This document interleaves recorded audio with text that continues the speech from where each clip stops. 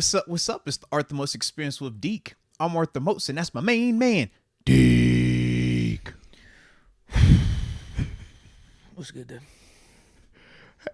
Has my partner them recovered from the video that I saw yesterday?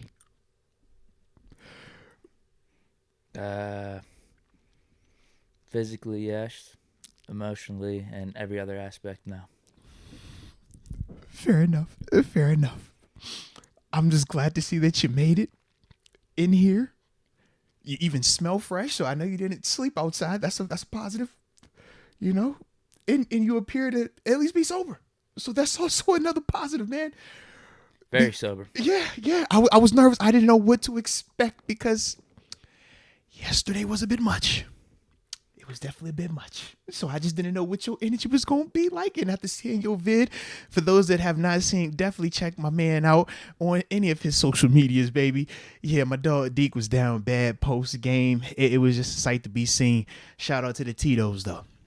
Shout out to the Tito's. But yeah, man. I think I'm going sober rest of the season, actually. Oh, whoa. Okay. Do tell. Share the details. Well, I hinted at it at least a month ago, maybe even 2 months ago. Remember I said it's a sobering season for Pittsburgh football. And it made Deke say, I'm done with the White Claws. Oh, Lord. So Pitt, they bounce back, get to 8-4. Yeah. But even with Pitt, I think at some point they were 4-4, which really meant, all right, no chance at national championship. Maybe if we went out ACC championship, maybe. But you need help from North Carolina. But North Carolina kept winning. So, I don't know, even a couple weeks after that, it was pretty much over. All we're going to do is get in a bowl. I think we're in the Frosted Flakes Bowl. Shout out to Frosted Flakes. That's good for heart health and gut health and stuff like that. Yeah. I guess. Aren't they really sugary? I don't know. It's Frosted Flakes, but we're just trying to find the silver lining with that. Yeah. But with that being said, there was still definitely the hope for the Steelers, in my opinion. That hey, bye week. Yeah. Get back. Offense starts turning up a little bit. Yeah. TJ Watt. There were things like, hey. No, it's still here. But no, it kind of got official yesterday. It's time to sober up. Time to sober up. For sure. Well, on a positive note, your picks were better this week. Didn't even look at them. Don't know who won. The Bills didn't cover. That's got to make you feel good, right? The Bills, they won, but didn't win by 10 plus. I don't care. Okay. I I ain't know how you was feeling. You know what I'm saying? Yeah. But either way, I like where we're at though. That start off right there was perfect. We can build with that. We can work with that. We go right there. Absolutely. So yeah. With that being said, let's go ahead and start this show off the way that we always do. Let us know where you're tuning in from, so we can give you those big boy shout outs to start today's episode off the right way. And while you're at it, just like Nick Y, that's the homie, says, hit that like button as well, baby, for the culture. So yeah, definitely hit the like button, subscribe if you have not done so. But yeah, man, drop in that chat where you're tuning in from, baby. Richard Arbizo, 310, Carson, California. I'm not drinking till the Steelers win another game, SMH. Brandon Clark, 540, Roanoke, Virginia. Mitch needs to go. Jar Devil, 310, San Pedro, California. Just learning, the 575. Teos, New Mexico. The best green chili in the world. Shout out to the green chili. Rod Dulles, Youngstown, Ohio. Share line, baby. 330. We got Sammy Buckets, the 910. Tulsa, Oklahoma. What up, Sammy? Tune up. Turn up, my bad. The Matthew 415 says, I want to see Deke cry. No, we don't need him to get all the way there. Even though there is nothing wrong with a good, healthy cry. Just, Deke, if you ever need to cry, I got you, bro. I'll fucking pat your back, bro. I got you. What did Jimmy V say? A full day is whenever you can get your emotions moved to tears. You have a great laugh. Oh, there it is. There was one more thing. I can't remember. He had 3 pillars for a great day. Okay. But crying was a part of it. All right. So you're right, I guess. Not a terrible thing. Okay. Cody James, the 860. Uno. What's up, Pitt fam? All love, Moats and Deke. Thank you guys for everything you do. Nah, man, we appreciate you. And once again, man, I said it last night on the Space Talk, but just wanted to tap in again on the podcast as well, man. Yo, the amount of people of you guys specifically that pull up to us, man, and be like, yo, man, we rock with the podcast, man. We love you and Deke, man. Like, we really do be appreciated. I know I do. I don't know if Deke appreciates it all the way, but I appreciate it as well, man. If he doesn't, I appreciate it for both of us. But we love that energy, though, man, because every time, like, I'm out, bro, it don't matter if we're at a Steelers game, restaurant, wherever, constantly running into y'all. They're like, yo, man, we tune into the show, man. We love you and Deke, man. They be telling me to tell you certain things sometimes about your takes with quarterbacks. Oh, you know who I saw actually yesterday? Who'd you get to, man? Shazier. Word? Walking out of the game. Yeah. Let's go, man. He recognized me. Shout out. Even though I never formally met him or he was never on the podcast. I just went up to him and said, yo, what's up, man? I'm Moats' boy, Deke. Yo, he's like, that's fire. Yeah. He said he wants to be on the show. Let's go. Okay. And then I also gave him some takes on Trubisky as he was walking away. There it is. You said this was post game? Yeah. Oh, I can only imagine how that take was then. All right, fair enough. I think he was agreeing with me. I can imagine post game. Like, yeah. Post game, I could definitely understand that, man. But no, it was cool. It was pretty cool running into him though. No, without a doubt, man. I'm glad you got a chance to see him, man. But salute though to each and every one of y'all. Like I said, man, that does really mean a lot to us, man. So yeah, don't ever be afraid to pull up whenever y'all see us outside anywhere. You got a few here? I'll rattle off a couple more. Let me take a sip real quick, and I got you. Heck yeah. Robert Martin, the 757, Williamsburg, Virginia. We are so close. I would agree, but we'll get into all of it. Chess piece. He says 412, White Oak. Okay. Can we get a left guard and tackle in the first 2 rounds of the draft? We're gonna get on them guys in a second. But let me tap in. Let me get this last couple. Let me get these last couple. We talked about this a couple weeks ago too. We was like, yo, it's just like every time it's him. I know. I felt bad. But here we go. Daddy Dak Gaming, tuning in from the 607 New York. He says, Mitch, gone. Be more _Steeler _Graham 410 had to pay out a lot today, and I could only imagine, especially with you. Yeah, being tapped in like that could suck. I'm even seeing, that's rough. But you keep holding on, man. You keep fighting the good fight. You know we're gonna bounce back. And then we got Gryffindor tuning in from the 513. He says, shout out Steelers for life. And then I'll end it with my man T Wavy tuning in from the 252 Wilson, North Carolina, and he is going to the moon. Well, my friend, I'll be waving to you when you arrive. All righty. So now we are good. Start off the super chats. Yes, and you know what, low key, I was thinking. Actually, hold on. I think I had to forget something real quick. Make sure I get this right. Yes. Let's go ahead and knock out this sponsor for the day early, because I literally was about to forget up until I just had this little reminder right here. Sure. So we're going to go ahead and pay this bill on the front end real quick, and then we're going to tap in. Because today's show is brought to you by Manscaped. You know, the leaders in below the waistline grooming. And more importantly, when we talk about that Lawnmower 4.0 and all of the other packages that they have to enhance your personal hygiene in your very personal private areas, this is what you're looking for, baby. Manscaped comes to the table with everything that you need. And that Lawnmower 4.0 is something that we all can attest to, man. Number one, love the fact that they have a light that you can turn on and off so that way you can see all the little itsy bitsy pieces that you need to be seeing, man. But more importantly, it does help reduce nicks and cuts, waterproof, all the good stuff that you like. And Deke, it comes in black, which is a dope color when you're in the shower. Just saying, man, because you can't lose it that way. So with that being said, man, you definitely got to rock up with Manscaped. But more importantly, you got to use that promo code. And that promo code is Moats. You use that when you make your purchase at manscaped.com. You'll get 20% off along with free shipping worldwide. So stop wasting time. Tap in with the homies at Manscaped. And when I tell you your friends and the Dangly twins and their friends will be appreciative of it, I can assure you of that. So shout out to Manscaped. Now let's tap into this here recap. Because yes, it's plenty that we're going to recap today. How you want to start? You want to start with our supers like we normally do? Okay. All right. Yeah, let's let them be our guide. Oh, as Tomlin would say. I like what you're doing here, man. We got red paint. Let's paint the barn red then. Ryan McPherson. I've said it often, but I've not seen a worse tragedy as this game was. then Othello. Getting real philosophical on us today. You know about Othello? Not all the way to that extent, but I know enough of them to know that vein, though. Yes. Yeah, I think I read that back in college. Mm-hmm. Steeler fans should dress in ref outfits with glasses and canes. Speaking of Kenny getting concussed, I just don't understand.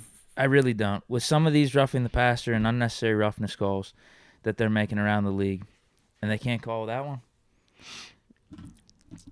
At least the face mask. The hand was clearly over the face mask. Drove him to the ground, hit his head off the ground. Compared to the other ones that we're seeing around the league. Like, come on. I can understand your stance. Listen, if this is 10 years ago, I can understand your that stance. type of tackle in the Ben Roethlisberger era of football, I mean, come on, it's not even a question.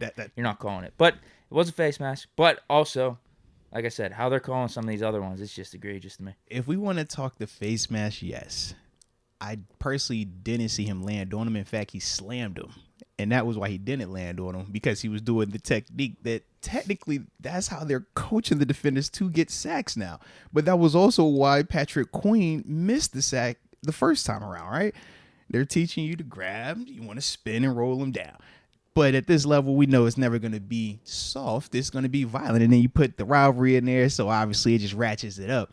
But yeah, if we want to talk about the face mask, yeah. And at the same time, we understand that calls are going to be missed. That's also a part of the human nature part of being a referee out there, and just the speed of it. It's a lot easier when they show the replay 30 different times, slow-mo, different angles, for us to see it. Now we're like, oh yeah, he did have the bottom bar of the face mask when he pulled it. It's like, bro, trying to see that in live speed, though, I just think that that's a lot more difficult to do. Not saying that it justifies it, but it's just a little bit more context with it. But yeah, it was just unfortunate that Kenny got hurt off of it. I think if Kenny doesn't get hurt, I don't think we have that same type of feelings about that particular play. But because obviously we know that that was the play that, you know, is going to be circled. And when we talk about him being in the concussion protocol for the second time this season, and obviously seeing what his availability is going to look like this week, that's going to be the play that we talk about. But at the same time, it's like, man, we know it was a violent game. It was big time hits on both sides out there. It's just that our guy ended up being hurt afterwards, and we feel some type of way because not only did he get hurt, but we lost, and we lost when you're looking at 3 interceptions. And obviously we know how that all just kind of plays into it as well, man. But I get it. I definitely can understand. Just sticking up for our quarterback, considering some of these other egregious soft calls that they're making around the league. Yeah. Like, hey, you could have tossed it on that one too. Yeah. But shout out, they did pick up our flag when Mika bombed I did see Tyler that. Huntley. And I was going to ask this too. Outside of that Pickett potential call, was there anything else that the refs did necessarily bad or anything like egregious? Exactly. That's got my alert up? Exactly. I didn't think there was anything in particular. I think there was just more dumb stuff on our part that lost us that one. But when you lose 3 picks, we look at the quarterback, and obviously that's going to be talked about a lot today. And then we see the play where our quarterback got hurt and everything that led up to that. And then, yeah, I get why people go to, you know, really focusing on the refs, but that was not the reason why yesterday was yesterday, man. Yeah. But like I said, I could definitely understand that feeling, though. Could definitely understand it, man. Cal Monier, we simply lost because of 3 picks, which can't happen. But other than those picks, Mitch played pretty well. Kenny is the guy, though, that's for sure. I like the context. And I do think that you hit on some things in a positive way. The 3 picks were a big reason why we lost. They weren't the only reason, but they were a big part of that. But at the same time, Mitch did play really well in certain elements. I think both of those things can be true. But, yeah, and even Kenny being the guy. Yeah, I mean, I think we've all been on that page as well. So, yeah, I think all of those 3 things can have a certain semblance of truth to it. But, yeah, when it comes down to the turnovers, you can't turn the ball over. Not in the red zone because it's taking off points off the board. Worst case scenario, those are 3 field goals. Those are 9 points. That's the difference in the game, right? That simple. But in terms of the actual detail of the interceptions, 2 of them I say were like, actually no, 2 of them I say were legit plays by the defender, and one I would say was like just a bad overthrow. To give context for all 3 of them, when you talk about the Roquan Smith one, that was the first interception. Obviously, Mitch post game said that he should have moved on from Pat on that because Pat's timing was off. But his time was off because of what? Roquan Smith did a good job of, number one, disrupting the release and then sinking back. Mitch never looks like he sees him after that. And because of him not seeing Roquan's able to sink back, make a great play in terms of jumping up and getting the pick. If that was Miles Jack and Devin Bush, what would we be saying? Excellent play, right? But because it was Roquan Smith, a guy that's getting paid double-digit M's, a guy that we know is that guy, we act as if that was exclusively just, man, terrible play, Mitch. Nah, Roquan can make a play. The interception from Patrick Queen, that was the second one. I love that play. In fact, I looked at that play and I said, that's why you draft that guy where you draft him at. Because literally, they're playing cover 3, and he is holding it as if it was a cover 1 disguise, not pre-snap. I'm talking post-snap. That's high-level stuff. And then have the athletic ability to still sink back, cover that ground, get in the window, and then jump up and make the catch to intercept the ball. Man, that's high-level play. That's why you draft these guys in the first round. That's why you pay these guys what they get paid. And we supposed to have that type of stuff going on as well. It hasn't been to that type of level in terms of the splash, but I thought those two picks specifically, I thought that those two dudes, Patrick Queen and Roquan Smith, did what they were supposed to do. And they played exceptionally at times in that game yesterday, man. I thought that they were really the leaders of that defense, man, in terms of their downhill play, their pass rush ability, their tone setting in terms of the physicality, and obviously creating splash in the pass game. The third pick, I didn't like it because to me, that was just more so you're not moving the safety. It was, I don't want to say predetermined because Deontay did have a step, but you got to do something to hold the safety or get him to move. You can't just say, I'm just going to throw it up there and hope the safety don't make the play. And that was the frustrating part. That was the one where it's just like, bro, you didn't have to do that. And I did hear Mitch post-game say that he felt like at times he got over-aggressive. When you're talking about those 3 picks in the red zone, yeah. The criticism on him at times was not aggressive enough, too conservative. I felt like in those moments, man, yeah, he challenged them dudes. And when you're challenging the red zone, man, you got to be right. And when you're not, that's how you get paid off right there, man. And it was, it sucks that that's how it played out. But that is kind of that give and take with Mitch. We love the aggressiveness when he was throwing it down there to Deontay Johnson. When it was George Pickens catching it, when it was Deontay again catching it, they were having a nice little party on Marlon Humphrey over there. We talk about how Steven Sims was getting off on Marcus Peters at times. We saw Connor Hayward and Pat Fryer move, so it was like we were loving certain elements of it. We moved the ball, but turnovers in the red zone, that's the part where it's going to always have you feeling like it wasn't enough. And that's the part that, Mitch got to live with. And that's the sucky part, but that's why I do feel like all the things that you said right there, Kyle, long answer short, were very true in a sense. So, yeah. Yeah, I'm actually with him on that. What's crazy is, as I'm rewatching this game, and even throughout moments at the stadium, I was like, wow, Mitch is playing awesome. He's looking like Tampa Bay Buccaneers Mitch. Because outside of those 3 picks, Mitch did play good. I was liking some of the arm strength. I'm liking some of the throws he's making, taking shots down the field. On the move. Pickens, Deontay Johnson, really nice throws. He's moving around in the pocket. He looks confident out there. But then you're right, in terms of the over-aggressiveness or whatever caused those interceptions in the red zone or the Ravens side of the field, that's not what you want for this particular game. Because you didn't whenever it's you whenever it's you in there as the second string for us, and we, in general, we know how Steelers-Ravens games go. Yes. Every point matters. Low-scoring games. But then, so we have our second stringer and Mitch in there. They have their second stringer and Huntley, then gets down to their third stringer and Brown. Every point matters. So we get into the red zone, it's like, man, you do want to punch it in for 7, but these are free 3 points. And going into halftime, if we convert, or just simply don't turn the ball over when we were in the red zone, it's tied up 13-13. Yeah. And then consider the other one that he threw is at another 3 points right there because we were moving the ball. I don't know if we were exactly in field goal range. We were fringe. We were high red. It was like around the 40-yard line where he took the shot. And it was like you said, I think it was on first or second. Yeah, down. There's just no reason for it. It was just like super aggressive. Yeah, like you said, you love it at certain elements, and that's the part. Is like it's almost like you're talking on both sides of your neck. Where we're like, we want him to be aggressive, and we love the aggressiveness when we saw him connect down the yard multiple times. We were like, yo, we love that. But then that's where you have to find that balance, and it's a difficult line to toe when we talk about this being a game of inches. This is what we're referring to. I mean, we've talked about this multiple weeks now with Kenny Pickett, where we're like, man, statistically, it's like, yo, he had these moments, and it could have been a lot better if this was a catch, if that was a catch, right? And it's like, man, we looked at Mitch. It's like, bro, he ends 22 of 30 for 276. And that was with the 3 picks. I'm like, man, but that's this level. That's this game. And it's one of those things you can't undo. So when we talk about that, how fine of a line it is and why we comb through and critique every little thing, that is why. Because that literally, those 3 throws are the difference between us saying Mitch played a heck of a game and he probably made himself some more money next year wherever he's going to go to get another chance to start, versus now people are saying, hey, man, should we start Mason Rudolph if Kenny can't go this week?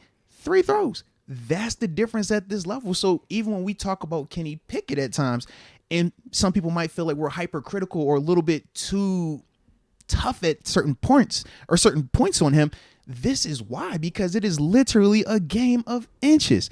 3 throws change everybody's perspective of Mitch Trubisky. 3. And that's the part of this thing that, you know, he got to live with. I'm used to living with it because that's what you do. You know, for Kenny, he's learning it, but it's still not to that extent just yet for him, because obviously there are 2 different stages in their career now.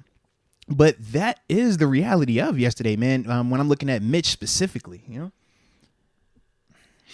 it's tough because I feel like you are talking out both sides of your mouth in a way whenever you're talking about some of the throws, slinging it out, being aggressive, because I like that, and we got to see it in the Bucs game. Bro, it was good to see George Pickens back involved. But I feel like it's just a cop-out. I think he came in with that mentality of just like, all right, I got nothing to lose. Let me just sling it out there a little bit. But this just wasn't the game for that. I think this was a different dynamic game than the Tampa Bay Bucs, because I think we were down at points in the second half, and we needed like big stuff. In this one, it's every point matters. But my question to you would be this: outside of those 3 interceptions, where are you looking and saying that he was too aggressive then? Because that aggressiveness got us into the red zone, right? We can't talk about being overly aggressive without the initial aggression that got us down there, that provided that spark. We didn't have that at the beginning of the game. And that was the part too, where it was like, are we coming out flat? Like, what are we doing early on? But then we saw, man, it was like, nah, boom, boom, boom. In fact, remember, we scored so quick when he got out there. It was like, dang, man, hold on now. Let's see what's about to happen with Mitch. Is he about to do another Tampa game? Like, that's how it started out. But then, obviously, after that, now you start to get those red zone picks, and it just kills you. But each and every time that he had a red zone pick, it was still follow, or it was pre. I don't even know how to say it. What happened before that was him being aggressive and it leading to success down that field. So, like I said, it's that double edge. Like you said, you live with it on certain occasions, but then at other times it can kill you. It's that fine balance, man. That's the thing that's funny to me right now, though, with Pickett over these last 4 games. No interceptions. People complaining about him maybe not taking as many shots. It's like, okay, you were complaining about us getting field goals and getting points up on the board. And in this particular game, that's exactly what we needed. That's exactly what I feel like Pickett would have given us. And I'm not trying to compare Pickett, Trubisky, do we win with Pickett or whatnot? Because like I said, I do think Trubisky still gave a very valiant effort. I was impressed by a lot of what I was seeing with him. But that's what Pickett has been doing for us, figuring out how to win games. You know what I mean? It's not necessarily about trying to take shots. I mean, that's part of it too. But in winning moments, knowing when to take those shots or knowing how to play a certain way, that all goes into the team winning, which I feel like Pickett was getting really good at. I would agree. Before he got hurt with this concussion. Yeah, I would agree. But once again, I still feel like we're letting the 3 throws spread into more than just 3 throws. Because all of the aggression... I think it affected the team more than just 3 throws. I mean... It affected him in the sense that... I mean? No, it affected him in the sense that, yes, the overall impact was, 9 points off the board, critical. That was the reason why at the end when you look at the scoreboard. So we're not minimizing that. But when we speak on the aggression, it's just like, if this dude threw the ball 30 times, and we're talking specifically about these 3 plays, being the over-aggression, being the man where you got to make better decisions, I don't know. It's just, but that's this game. And that's why we also say turnovers are weighted differently. And you've heard us talk about that before, where it's like, man, guys can have gaudy numbers, but the turnovers matter. In the turnovers, so it's like, yo, you throw for 276, you had 8 incompletions, but 3 picks kill you. That's this game, man. That's this game. So, yeah, It's one of them ones where he got to chew on it, man, and he'll learn from it. And whenever he gets another opportunity, hopefully he'll grow from that. But, that's this game, man. That is definitely this game. Let's go, UW. Man, Moats, that sure was some improvement on offense, huh? It was, wasn't it, man? You tell me once again, right? Told y'all they were feasting on bad teams. Yeah, that was his I thought he was done. Last part of the comment. Yeah, but think about this, right? The turnovers that we had, where did they take place at? The red zone. So, yes, they did move the ball well for the 5th week in a row. Absolutely. That is improvement. You cannot criticize a red zone interception without praising the fact that they got down there to the red zone. You can't move the ball if your offense isn't improving, if your offense isn't able to do things at a competent level. They could throw the ball at a competent level yesterday. Could not run the ball at that level, but they could definitely throw the ball there. And we did see that. Ravens have a good rush defense. We knew that going in. And how do we say was the best way to attack that same Ravens defense? Do you remember when we talked about that? We said, man, you look at their secondary. We said they're a good secondary, but at the same time, this secondary gives up yardage. We talked about this secondary when they've had leads, and we said, man, the reason why teams have come back, they've been able to have success throwing the ball on this secondary. Did we not have success at times throwing the ball on this secondary? Did Marlon Humphrey not look terrible at times when we was throwing the ball on him on that secondary? Did Steven Sims have Marcus Peters looking crazy at times, that secondary? So, yeah. Connor Hayward, he ain't had no night. Okay. Pat Fryman, he ain't. Okay. All right. That's all I'm saying. So you tell me the offense did not look good again, was not able to move the ball again. We can get enamored with the turnovers, and I'm with you on that. But we cannot act like the offense was not still moving the ball for the 5th consecutive week. Yeah, I just don't really think yesterday was a Canada. Maybe should we have ran the ball a little bit more in the second half? Maybe. But outside of that, really just came down to the 3 picks, and I think the defense folding in key moments. Physicality, man. The Ravens didn't have it. No, the Ravens were the more physical team in all 3 phases. That was the bigger difference to me also. You talk about why we couldn't run the ball. Yeah, it was a reason why. His name was Calais Campbell. His name was Jason Pierre-Paul. His name was Justin Houston. And more importantly, the twins, Patrick Queen and Roquan Smith. You watch the tape. They controlled the line of scrimmage. They dominated the line of scrimmage. And when they didn't, that was on the LBs. Roquan and Patrick were able to make plays. So there was no surprise in terms of why we weren't able to run the ball. They were just more physical. The disheartening part was when it was the flip side and it was our defense out there. And they still out-physicaled us. With a Morgan Moses. You know they're running the ball. Ronnie Stanley. Stop the run. Listen. We talked about Tyler Lindenbaum. Man, he might have had the best game of his career yesterday against our D-line. And I'm talking about any of the guys that you want to name. All-Pro, Pro Bowl, backup, third string. You name them. That Ravens offensive line was dominating that. Is that... You tell me. You know, when it's a physicality thing, because that's what it came down to, the physicality. That can't be like that, baby. But that was, to me, another one of those disheartening things where it's just like, how do you're coming into this thing, and like you said, you knew what they were going to be doing. You knew they had to run the ball. When Huntley goes out. You knew they had to be physical. And it was like the one element of the game that you cannot lose in, you're losing it. And not just on offense, not just on defense, but on special teams as well. It's like, man, they were more physical than us across the board. And that should never happen. But this is also a learning experience. You talk about this group right here. We've been talking about them learning to win. Talk about them learning to come into games where they're favored or they feel like they have an advantage. This is one of those moments. You talk about learning how to execute under pressure, learning how to, okay, you had the first turnover. How do you overcome that? You had the second. How do you overcome that? Because even still, right, with the multiple turnovers, we still had a chance to win the game. Did we not? 2 minutes, 30 seconds on the clock, 2 timeouts. We're kicking the ball up. Did we not have a chance to get a stop and get that ball back?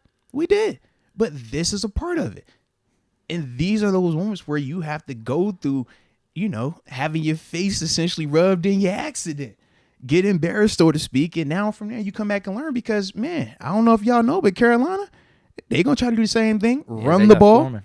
They trying to do the same thing, run the ball. Oh, and guess what? They still trying to win the division. They 1 game out of it. So I know we're going to look at the records. Oh, it's Panthers. It's like, nah, we are facing the exact same scenario for the 6th straight week. We know what we're walking into, but this is more so going to be about us. Can we operate effectively and efficiently and consistently, more importantly. And that was also something that really plagued us defensively against the run. We'll get to that obviously when it comes up. But yeah, us defensively, we were not gaps down. We were not. That's not a coaching thing. That's a personnel thing. But we'll tap into the details of it too, though. Yeah, just really frustrating with that last 2 minute and 30 seconds. With all the resource allocated to the defense, with the Ravens having a third-string quarterback. Okay. You just expect more out of the defense. So we can highlight the 3 picks and they killed you, yes. But that's still an opportunity where we're like, bro, this is one of the highest paid defenses in the league. At the time, now we know TJ isn't completely healthy, but hey, we say he's out there. That counts for something. Either way, we got to get a stop there. And it wasn't like they tried to get cute, because when Anthony Brown first came in the game, big time kudos to John Harbaugh over there, man. They got cute as heck. First play, play action pass. I said, holy smokes. You backed up on your own 2-yard line. That's a gutsy call, but you call it to get them to back up off of you. It worked out. They were able to have some success after that. But yeah, that wasn't the case after that, man. So yeah, it's just it's just frustrating, man. You knew they were gonna run that ball, and you ain't gonna stop it. Common year. Has Canada leveled up from bad to average? Hashtag let's go. Yeah. It depends on how y'all. I'd say he's around average right now. I think he's just continuing to improve. I think he's getting a better feel for it. I think that the offense is getting more comfortable with what he's asking them to do also. You look at how Kenny has grown over these past couple of weeks. You look at how even Mitch at times in this game, man. I just think that comfortability, that continuity, it is helping, and that is why we're seeing them really start to, in terms of Canada, really start to scheme up some of these things. Right? When you talk about these downfield throws, when you talk about some of these across the middle throws, it's like, man, these are dudes that are open. It's not like we're talking about a ton of like super contested combat stuff. It's like, no, we are seeing guys open. And that is the part where you're like, yeah, man, we couldn't always say that necessarily, but we are seeing that now. I understand if we wanted to critique him on certain things. I forgot who brought this up to me in the chat yesterday, but I did go back and look. They had asked about some of the screen game stuff. They were like, man, with the amount of pressure that Baltimore could get, why didn't we go to the screen game? You know what? That's a fair critique. We really didn't. We did more of the regular draw plays, but we didn't try to necessarily go screen plays. Now, I'm not sure why. I'm really not sure why. But yeah, that was just something that we weren't really trying to implement per se yesterday. But I will say that I do feel like he has been improving. And, even to the point where I was, I guess, the Canada spokesperson for a little while. Yeah, I feel like he's been improving. But yes, we could say that if you want to call him average, you go for that, man. Come on here. Can't believe some people really think firing Tomlin is the best option for our team. It's not. Tomlin is one of the best football coaches on the earth. How do you feel? You want to wrap that one first, or you want me to get that one? Yeah, it's not even a debate for me. You're sticking with Tomlin. Yeah. I just don't understand it. Yeah, he is one of the top 5 or 6 coaches in the league. First season without 7. You give him some benefit of the doubt. If we're seeing more of this next year, I think it's a legitimate criticism about putting him on the hot seat, depending on how 2023 ends, but no way. No way. Well, yeah. I look at it like this. Coach Tomlin, man, he's a dope coach, period. So, yeah. Do I think that, rolling with him still makes sense? Yeah. But obviously we understand context does matter. And I say it like this. Granted, you'll have the crowd after every game that wants to fire people. My response to those people specifically is when you don't understand the details of a lot of stuff, especially as it pertains to football, you go for what is easy to just say and what is easy to get the masses to agree with you upon, because the masses typically don't have that type of detail and understanding either. So if you're watching the game and you see 3 picks or we score 14 points and somebody says, man, the offense sucks, we got to fire that coordinator. Everybody just says, what? Well, you only scored 14 points. We have 3 turnovers. You're right. It's the coordinator. So then everybody just says, what? It's coordinator. Same thing. We say, coach. When it was like, yo, we just broke down the context of that. That had 0 to do with a coordinator, has 0 to do with a coach, right? We broke down that context. But that's the difference. Most people haven't played this game or been able to coach this game at a high level like this. So the understanding of that isn't always going to be there. So the response in order for them to still have their lane, because they still do deserve a lane 100%. It can be a little bit more of that, though, where it's just more so just point the finger and say fire, regardless of if they understand why they want that guy fired. That's just their reaction. And you can't fault them for that because they just don't have that understanding. But that is why we are fortunate to have a show like this where, we can give you some of that understanding, man. So I personally feel like with Coach Tomlin this year, you still roll with him. And next year, obviously, the further removed he is from Ben Roethlisberger, the more the evaluation becomes centered around him. No different than what they're talking about in New England with Belichick. The further you're removed from Brady, you start to see, okay, was it a Brady thing or was it a Belichick or was it truly both of you guys? But that's the dynamic. But yeah, for the people that just move on from a coach to move on from a coach, if you're replacing them for the sake of just replacing them, then are you not going to complain if you have another season where you have adversity? Are you going to not complain when this possibly begins? Or are we just going to start the trend of, hey, every year or every 2 years, whenever we have adversity and it doesn't go the way that us as fans and media want it to go, we're just going to fire people? Because if we're going to do that, well, it's a lot of other organizations that operate like that, right? And we can see their level of success versus the Steelers' level of success, specifically with Coach Tomlin. So that's just that whole thing. It really just depends on what you're actually looking for, what you're trying to accomplish. If you're saying fire him because, man, I think that we just need a fresh voice. All right, cool. If that's what you want to do, cool. I don't agree with that, but that's not saying that I'm right either. But that's just, an opinion right there.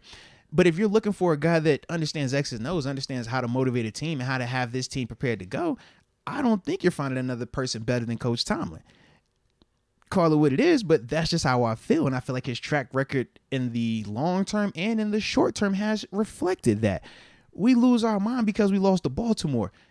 But we weren't saying any of this a week ago when we had won 3 out of the past 4 games coming out of the bye week. Make it make sense. But that's also the part of just the fanatic part, right? As a fan, we're going to be high, we're going to be low. As a player, this is why my tempo was always a little bit different than Deke at times, right? Because for us, we don't waver. It doesn't matter if we won by 100. We still feel the same. It doesn't matter if we lose by 100. We're still going to feel the same. Whereas for the viewers, at times, it's like, man, we're going to ride that emotional high like it's crazy. And when it's a loss, man, we're going to ride that loss like it's just the end of the world. And I get it. But that is also why, us as players, we got to make sure that we put out a better product. And that is what the Steelers do have to do going forward. I just don't know who you're getting better. Tomlin's one of the top 5 or 6 guys in the league. That is how I feel. But again, like I said, if it happens again next year, I think you can. I'm not even saying if this happens again next year, you get rid of Tomlin, because even Bill Cowher and Chuck Noll have been afforded a couple losing seasons, right, and given that time to bounce back. The only way it would make sense to me is if you're just thinking new voice. Just get someone new in, a la Andy Reid Eagles. Right. And I'm with you. I don't necessarily agree that would be the best approach, particularly with a young quarterback like Pickett. And a young quarterback in Pickett that I feel like has a good connection with Tomlin. I would agree. And granted, we will all circle the Eagles situation and say, hey, look, it worked out. But once again, are we focusing our model of success on an outlier, or are we focusing our model of success on something that is highly productive or highly likely that you can repeat this and it will be successful? I don't know a lot of teams that have walked away from an Andy Reid and have bounced back and won a Super Bowl. In fact, I think of the Chicago Bears when they had Lovie Smith and when they got rid of him, and how realistically I do not feel like they have ever gotten back to that. I think of that type of stuff, right?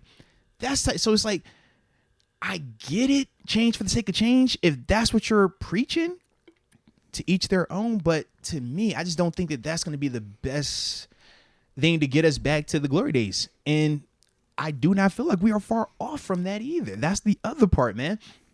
Even though these are losses, these are still very, like I said, dope teaching moments for this team, man, because I just keep thinking back to us in 2014. I'm like, man, we never have the success in 16 and 17 if we don't go through 14 and 15 where we're dropping some of these games, where we're feeling like, man, how the heck did we get beat right here? Or how did this team out physical us? How did we come in here feeling like we should win this?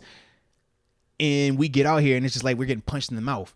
But it took us having some of those moments to learn from it, to say, okay, we looked in the mirror and we said, man, I remember what that felt like, But I also remember we ain't quit either. I also remember that we didn't cut tail and run. We didn't say fire this guy. Hey, bring this guy in. No, we didn't do that. We looked ourselves in the mirror and said, no, this is how we got to do it. And this is how we got to be more buttoned up, because us being loose in certain areas, or us thinking that we can be, or we can do more than what is required, that's not always going to be successful for us. But it took us going through that. And when I looked at yesterday's performance, man, I'm looking at some of these younger dudes. I'm like, they're learning this. But you cannot get to that mountaintop without going through this part right here, man. It sucks because the progression, as we said, is not linear. But you can see the growth. And that's the beautiful part of this thing, man. Just sucks we still should have won. And we're going to have another opportunity this weekend, are we not? Yeah, I wouldn't be surprised if we win the next 4. Okay. I wouldn't be surprised at all. And that's all I'm saying. Because this is how good this team is, but at the same time, this is how competitive this league is. And honestly, we didn't even talk prior to the game like that. But my whole thought process is this, man. Of these last 5, and this was including that Ravens one yesterday, it was more so like, man, I just felt like we had to get 4 out of those 5. I personally was thinking that it was either going to be the Lamar Jackson Ravens or the Derek Carr, Raiders. That was before they started going backwards and stuff like that. But it was like, I looked at one of those 2 games. It just was a surprise that it was this one. But now it's just like, all right, cool. You got that out the way. All right. Let's see, can you still operate under a certain level of pressure? Can you still operate under a certain level of just having to be efficient, small margin of error? Because if you can do it in this type of situation right here, man, I can only imagine when they start to get this thing back to how it is supposed to be here. When we come into these matchups and it's like just gross talent, heavy favorite and stuff like that, when you've been through these type of moments, man, that's when it's the gravy train. That's when it's fun. Well, this kind of goes hand in hand with Kyle Monier's next comment. It says, season ain't over. Hashtag wildcard, hashtag believe, hashtag sabotage7. Problem is, we are just so behind the 8 ball with these tiebreakers right now. 1% chance to make the playoffs. I think even if we went out, it's like a 5%. So what do? You do keep trying to win. I mean, because anything can happen. I've seen some crazy stuff happen even in our scenario. I don't know if you were on the team or not. There was one 8-8 season. No, you weren't. Nah, I one came 8-8 after season where I think, we were 2-6 that season or something. We ended up finishing 8-8, but it came down to like the last 3 or 4 weeks. We'd have to win out, but literally like each week, everything was going in the right place. It was like 2 or 3 scenarios each week that would have to happen. This team has to lose and this team has to win, blah blah blah. And then it would happen. It's like, oh shit, everything happened to we the have last another day. week. Yeah, and then it came down to the Chiefs Chargers. Yeah, because I remember the Chiefs missed they missed the field goal. Because Yeah. I remember seeing the highlight though, because this is the year I signed after that, and I remember seeing a highlight Cam Hayward and Mike Tomlin walking off the field, and Cam was like, man, I just want one more, because everything had literally went perfect, and that was prior to them obviously seeing the missed field goal, and then after that, that's when So what I mean is, I feel like we're a dead man walking right now. Yeah, Nail's not officially in the coffin right yet, but that could be the most type of dangerous teams. You just keep winning. You keep playing with the integrity and character that you're talking about, and you see how the chips fall. Yeah, it's simple as this, man. At the NFL level, Coach Tomlin especially, he has one of those sayings where he says, decide once. And what does he mean by decide once? You're either deciding that you're trying to win a championship when you first start this season, April time frame. You're either deciding it then or you're not really committed to it. And granted, when we're talking about wins and losses, that's a week in and week out thing. But what we're speaking on specifically is the mentality, championship mentality. How many times have you heard of championship? Man, I knew I was the guy. I knew I was a champion before I ever got that accolade, before I ever got that recognition. Why? Because in my mind, I believed it. I prepared that way, and I took it to the field every single time like that. That's what Coach Tomlin is referring to. So when you look at the season and the highs and the lows of the season, why is that important? Well, we just broke it down, right? Over the past 4 weeks, we went from the super highs of highs and now we back on the low. But imagine if you're preparing, and when it's a week that you coming off of a win, hey man, you super duper prepared, man. You got every X and O, every check to check, and your mama's check. Oh great, you can come out on fire. But now when you lose, oh man, I ain't preparing now. Oh man, we lost, man. It's over. Catch my drift? You're never going to be successful that way or have sustained success. So the way this works for the team, man, media and fans, we like to talk the draft stuff. We like to talk positioning and stuff like that, but that's bad football. That is bad culture. That is bad mentality. That's not how you operate. You take each of these games coming forward as if it was no different than if you were trying to win the division. You know why? Because you look at a DeMarvin Leal. You think we're going to be relying upon him next year and in the future? You look at Cam Sutton. You don't think we're going to be relying on him potentially in the future? Kenny Pickett. We talked about Mason Cole, right? George Pickens. Freiermuth. We're going to be depending on all these dudes, right? So would you want these dudes coming out here and kind of half-telling it, and now you starting to question how committed they truly are, or stunting their growth because now they, hey, man, the season's mathematic, man. We ain't got the numbers the way we need to. It ain't looking too favorable. We should just start tanking and worry about draft positioning. Nah. That's how you get in this situation and get in this situation again and again and again and again, and you become one of these abysmal franchises. This is not Pittsburgh. That's not how they do that in Pittsburgh. Not with the Steelers. Speaking from firsthand experience, that's not the way. The way here is, man, I don't care what that record says. We coming out here to win each and every game, period. And the other funny part too, Deke, is this. We criticize draft picks and missing on picks and stuff like that, but yet at the same time, this is the time of year where people are like, yeah, you start losing all these games so you can get another good draft pick. It's like, no, man, draft picks like we talk about, it's 50-50. It's a coin flip at best. What you have to do is make sure your core group, the guys that you have on this roster right now, because think about it. How many draft picks you got next year, Deke? How many draft picks we got? Handful, right?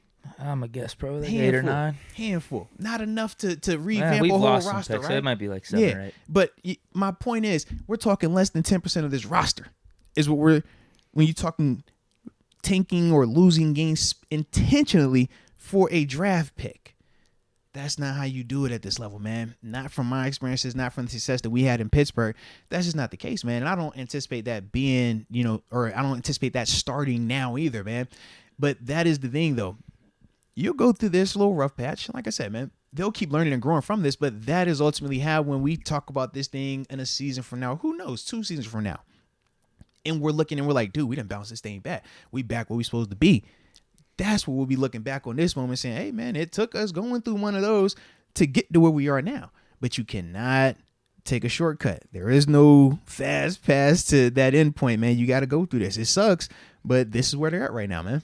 I think what sucks for me a little bit with yesterday's game is we didn't get to see what we've been seeing these last 4 weeks in terms of the offense, how it was. Now, the defense, yeah, same players out there, but the quarterback's a big position. I would agree. Like, how Pickett and the offense were these last 4 games, I feel like that wins this game. It just sucks not being able to continue to see that. And it was just like out of what we've been doing, what we've been established. It's like out of that control where it's just like, all right, we got our backup in now. Yeah. It's like, damn, everything that we established is gone, but can we still win? And I still feel like we should have won despite all that. But it just sucks that we were building was just washed away from that concussion injury. I would agree. As a unit. You get what I'm saying? No, 100%. Because even the defense, though, feeds off the offense a little bit more. You're 100%. Because those picks from Mitch could have been deflating. You are 100% accurate with that. I even look at it in the sense of you took that angle. I was more upset at the fact that I wanted to see, we felt like, and for me specifically, I was like, yo, I did not think we were going to be able to run the ball on this team. I really wanted to see, could Kenny make those throws? Because what was the criticism in Atlanta? He can't make them throws. Remember, we talked about it, and I was like, bro, he, not you, but the comments, it was like, man, he ain't got the arms. And I'm like, no, he's made some of these throws in these games. He's missed some, but he's making them as well. That's what I wanted to see. The throws that the Deontay and the George Pickens and the Hayward, I want to see, can he do that versus that defense? Because we hadn't got that opportunity. So that was frustrating from my perspective. So I'm with you on that, man. It did matter, man. And it does, like I said, just make it feel weird in the sense of like, just a lost opportunity, man. Lost opportunity. Let's go. Yeah, I think it maybe would feel different, too, if we did have Kenny out there and we gave it our best shot and it still was a loss. Yes. But it's like, no, that was just ripped from us because of the injury. Like, we didn't get to see what we've been building. Correct. And it's like, yo, Mitch, you had a great story the last time it came in, and it looked like it was going to happen at times, but we know we're past Mitch as the starting quarterback. Kenny's our starting quarterback. So that's the other part where it's like, that's the guy who had all the reps in the week. The game plan was designed for him. You want to see him get that opportunity, man. So yeah, and it is very deflating, man. As a defender, when your starting quarterback, I didn't say star. When your starting quarterback goes out, though, yeah, it does suck. Let's go, UW. In positive news, it's the last week for anyone looking to donate to Rockin' Around the 412 to help some families to be able to celebrate the holidays. Yo, let's go. That's pretty dope right there, man. Let's go. Yeah, maybe he could drop a link or something. Oh, seriously, man. Absolutely. Fisher Momentum, what's good, guys? Going through a lot. He's got prayers up. Man, definitely praying for you there, man. You know that. Always tap in, man. But just know we here for you, baby. We are here for you.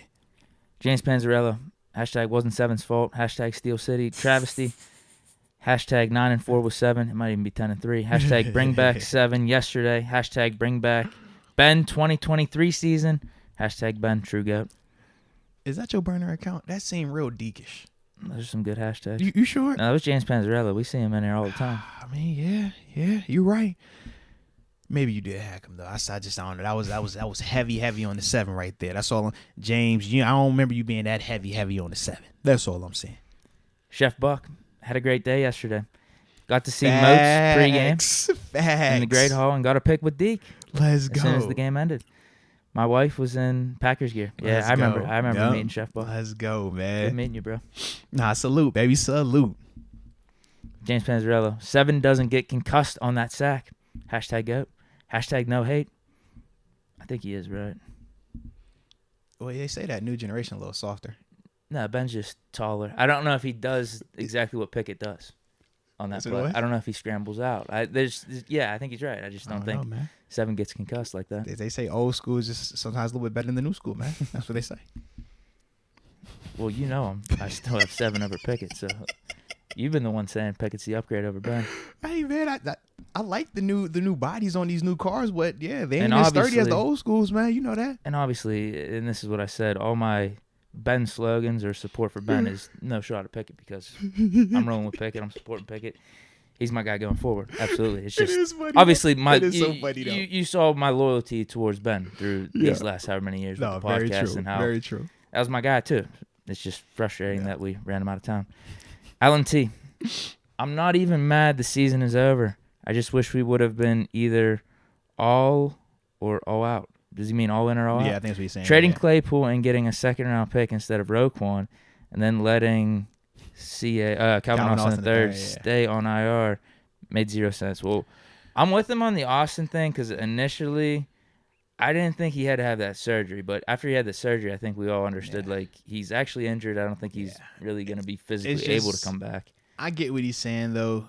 Some of the handling of some of this stuff, I get it. It could send a potentially mixed signal. I can understand that. But I still feel like this team has still been operating under the mindset that they're trying to win it all this year. Granted, maybe not as aggressive as some of us might like, because obviously I think that they understand that you can't just put all your eggs in one year's basket.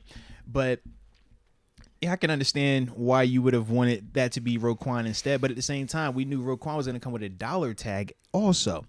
You don't find... He might not re-sign with the Ravens. Yeah, that's the part that nobody talks about because he's going to command double-digit M's, high double-digit M's, okay? And we necessarily didn't want to pay that. But you see what you're getting when you pay for that. That's the difference. Like, I mean, you know what I'm talking about. All right, y'all catch my drift. It's just, I'm sure the Ravens will try to resign him. So he certain seems like things, a very prototypical Ravens linebacker. Deke, is certain things you just pay for. You say, you know what? I know exactly what I'm getting there. There is no guesswork. Devin Bush is playing good, though. Are you saying good in terms of Steelers, or are you saying good in terms of Patrick Queen and Roquan Smith? It's hard to say because this was probably one of Devin Bush's worst games. But I think he was playing pretty solidly throughout the season. Then when you consider the amount of money you have to allocate certain ways, I don't know how we're affording a Roquan Smith with a T.J. Watt, Minka, and then still having a solid secondary on top of that and other positions. But I think that's the problem. That's the price of doing business. We're not going to be able – and remember, Devin wasn't supposed to be viewed as like you just talked about him. Devin was supposed to be viewed as the same way as a Patrick Queen and Roquan Smith because he was drafted in that same class, right? Not necessarily their same draft class, but that same first round, top 10, all those type of bells and whistles. You see how those two dudes have been impacting it. Now, Devin has definitely been playing a lot better this season, and he's been playing good for him this year. I'm with you on that, but like I said, it's just a difference when you're looking at how those two guys have been playing this season, and more in particular yesterday, versus how Devin has played this season, and specifically yesterday as well. I think if we're talking Miles Jack, I think Miles is a different conversation. Miles has been playing in that same class as those guys, maybe a little bit less because of the lack of splash plays. Sure. But that's, to me, is like I said, when I look at their tandem, I thought them dudes at times, man, just had a crazy impact on this game, man. But that's why you take them dudes when you take them dudes. And that's why I do feel like if you Baltimore, man, you cut that check and you pay him, man, because that's what you're getting. That wasn't the first game he's done that, have a pick or have impact. Like, nah, that's Roquan Smith, baby. That's what he does. He got the ball. Absolutely. He was doing it in Chicago. That's Roquan. It's the reason why we was like, yo, man, should we trade for this dude? He gonna cost, but man, he might be worth that. It was like I said. I think it made more sense before the season. Correct. And then Devin Bush and Miles Jack were kind of doing good as we're a tandem. Good. Yep. Yeah, it was one of those things. We don't need to go crazy over this because even what sign does this send to the locker room? Oh, you're playing good, but we're still going to bring in someone to replace you anyway. We don't believe in you that much. Yeah. Obviously, it would have been an upgrade. Like anyone would have been pumped about a Roquan Smith trade here, but it had him and Miles Jack. It would have been insane. I would agree, man. I would agree. Unless you would have shipped Devin Bush in the trade. Now that would have made sense. Devin Bush, because he's a young backer. Well, you brought that up. It's one of them things. Like, I just think to myself when we're talking about that scenario of like why we had to do it the way that we did and the whole Devin Bush. I'm just like, we rotate Devin Bush with Robert Spillane. Would we be rotating Roquan Smith with a Robert Spillane? And it's not a shot at Rob either, man, because like I said, Rob has definitely come in and helped us out. But like I said, that's what we're like. That's the difference of like what you're paying for with a player like that. That proven, it's there, like it checks all those boxes. It's different. So, like I said, man, it's we'll see how that plays out in Baltimore, man. Hopefully they get him up out of there. He don't need to stay there no longer. Yeah, hopefully. Yeah, he could leave. He'll need to stay. Whereas we got a ton of our money allocated to a dude that's out there like 60%, TJ Watt. Yeah, and that is he's hurt. He's hurt. Yeah. And you're seeing it's unfortunate, but you can see it. Absolutely. So when we talk about how we've had to allocate our money, but our bell cow is down right now or not optimal, and we look at their guy and it's like, oh, makes sense. But then flip side, we look at how Minka doing what he's supposed to do, right? So it's like we can see other pieces at corner. We got certain ones out there. Obviously, the other two nicer ones, right? When we talk to Kello and even Will Jackson, they're not there. So it's like, man, some of, like I said, the corners that we had to cut, the pieces that we did pay or at least went to acquire, it's like, man, we're not even getting them out there right now, man. So, yeah, it is very frustrating, man. Let's go, UW. The defense was getting manhandled all game long. Them being the highest paid defense in the league is a joke at this point. Sit TJ for the rest of the year. I still can't say that because we still got a 1% chance. How sick would you be if somehow everything that needed to happen happened and you sat your guys? That's why us as players, we don't operate like that. You still got to go. There's an off season for that. When you hear, how many times do you hear players when they say, man, I don't look up, I'm just working, head down working? This is what they're referring to. Because the schedule, the record, it's going up and down. It's going to waver, right? It's week to week. Every game matters. So, yeah, when you talk about sitting at TJ, no point and all this other stuff, it's like, nah, can't rock like that, man. Every game matters. It's the culture. It's the mindset. And that's how it has to be, baby. That's how it has to be. But they did get manhandled. At certain elements, not as egregious as I feel like we look at it, because obviously the 200 on the ground, that's the more important part. The 200 yards rushing on the ground. The explosive plays, that was not them kicking our butt. Honestly, I went back and watched it. That's us kicking our own butt. Now, in the areas where they got us, they still would have had probably 100 yards rushing. I'm not going to lie to you there. Think the Atlanta Falcons game, think Indianapolis Colts game. And in both of those games, Jonathan Taylor had a series or two where he had yardage. The Falcons had a series or two where they had yardage. We came in here, we talked about it, and we both minimized it. We said, well, hey, man, it didn't kill us. We got up out of there.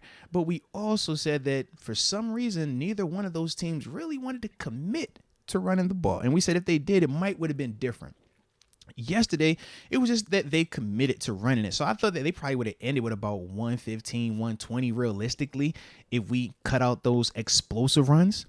But you add the explosive runs, and that's when you get over 200 on the ground, J.K. Dobbins. But literally, which explosive run do you want to talk about? The first J.K. Dobbins explosive run? That wasn't them kicking nobody's butt. That's our nose tackle spinning out of his gap. And when he spins out of his gap, it makes Devin Bush move out of his gap because he doesn't know where the nose is going to be. So now you have a guy 2 holes that way and a guy over that way. Big gaping hole in the middle. He hits it right down the hole. You had a couple of those. You had another one, Gus Edwards. I think he picked up 13, 15 yards on this one off the right sideline. Know what that was? You got your DN. You're supposed to be outside. You got Edmonds behind him, backing him up. He's playing off of him. My guy's out here first. So Edmonds says, okay, you're there. That means I go inside. He does this. And then he puts his head inside. 2 gaps, same hole. That's an easy read for that running back. He's downhill. Now he's getting a 15-yard pickup. Explosive run. It was 4 of those that I can count to where it was literally us just doing a bonehead decision. And then the other 2 was our LBs backdooring it. We talked about at times the backdoor works in terms of when a lineman is climbing up fast, instead of trying to beat that guy over the top or fight him contact to contact, you take the easier road, which is out athlete, pump fake, step one way, and then try to run around it. Well, that wasn't happening in Baltimore. In fact, every time they tried to backdoor Tyler Linderbaum, you know what he did? Put 2 hands on them boys. Tyler Linderbaum, he balled out yesterday. I was sick watching it. I'm not gonna lie, Deke. I was sick watching him play like that. He's a little bit more physical than we thought. Okay, he's short, but he's not little. Let's throw it like that. Okay, he was putting paws on people, man. But it was more so of that. And like I said, the frustrating part was if you don't have those 4 self-inflicted mistakes defensively, those runs change the outcome. That run by J.K. Dobbins to set up the touchdown, that changed a lot early in the game. You talk about some of their situational runs where they're able to spit, and you're just like, bro, how did you get that? That changes everything because now they're not backed up anymore. Now they're not isolated right here. That's the stuff where we're looking. It's like, if they were blocking us, that's one thing. Cool. Because they had plays where they blocked. It's like I said, that last drive, man, with 2 minutes and 30 seconds on the clock, they blocked the heck out of us. Patrick Ricard, Morgan Moses, man, they were running this play. It was a counter trap. Bro, they were pulling them 2 dudes around that corner. Deke, I don't want to say it was some business decisions they got made, but, man, it was some bodies on the floor, and they were not in the right color. We'll put it like that, okay? That's not good. It's not good at all, man. It was not good at all. Shoot, it was even times, man, we talk about our defense. Well, I'm looking at Tyler Huntley, same foot, same shoulder, more power, our LBs. And I'm like, bro, why are you on the ground on the sideline and he's looking down at you? And then the next play, same thing. And I'm like, Devin. Yeah, Tyler Huntley was looking a little too much like Lamar Jackson out there than I would have liked. Okay.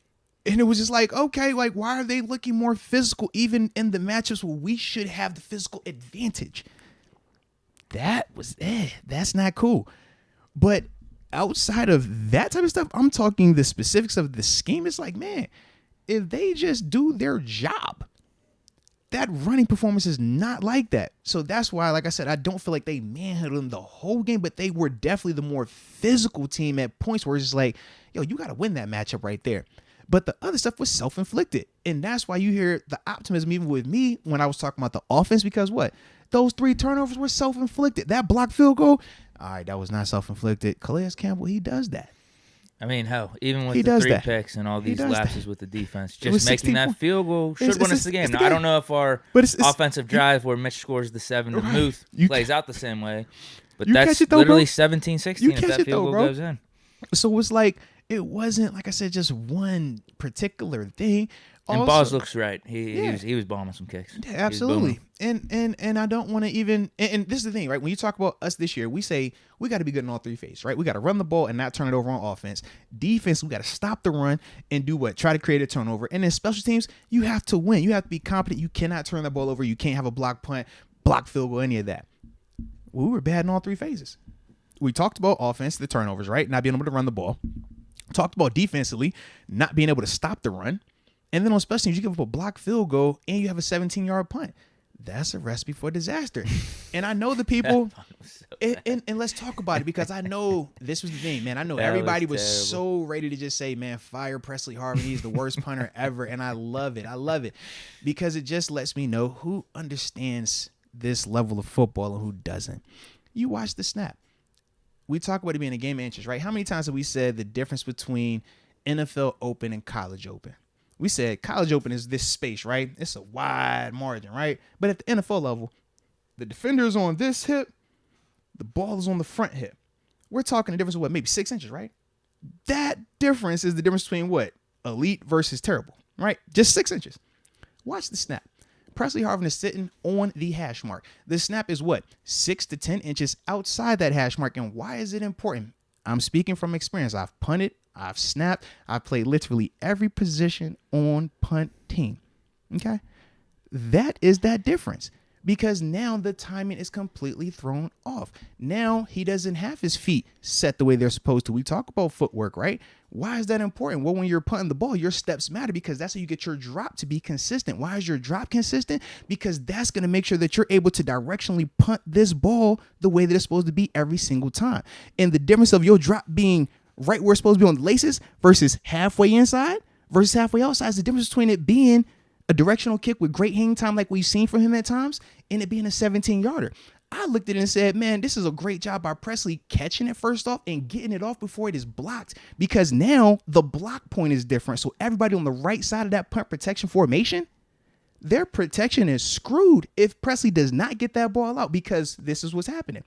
In the protection, it's not like offensive line where you're just blocking and you're like, hey, man, quarterback's mobile. We're good. No. In this, you're blocking a block point.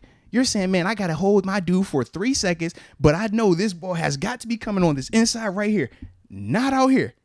So you don't even think to move if a guy's going over that way. So when you look at that 17-yard punt, granted, it's so easy to look and say, man, he put up that 17-yard. He's the worst punter in the league. Fire him. Crucify him. This is terrible. Nah, go back and watch the tape, and you will see exactly what I'm speaking of. And this how you even could tell that the two guys that were involved in it knew who messed up. As soon as the play is over, you watch the long snapper. He's coming over to Presley with that, bro. I messed you up. I'm mortified. I'm so sorry. Presley don't even want to dap him up all the way because he's like, bro, you killed me. And then he comes back and he gives him like the half dap, like, all right, bro, like we still here. And as soon as I saw it, I'm like, I know, because the difference is this. Nobody is hollering about that snapper.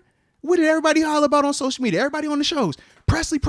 Man, he sucks. It's like, bro, understand what happened. Understand what he actually did. And that's the context. So, yeah. But once again, it doesn't matter because the result was still what? A bad punt and a short field. But that's the importance of execution and why everybody matters on that field. Not just the people that we can circle because it's easy to identify them and say that that's on them. Because it's not. It's literally a chain reaction when you're out there on that field, man. As we talked about it, a DN not having his head in the right gap changes how the safety plays it. A nose tackle not being consistently in his gap changes how the linebackers play it. It's just a domino effect. But that is that nuance that, was taking place yesterday, and just perfect storm of why we kept having bad after bad after bad after bad at times. I think that was his only bad punt too. Mm-hmm. But once again, it's so easy to do what?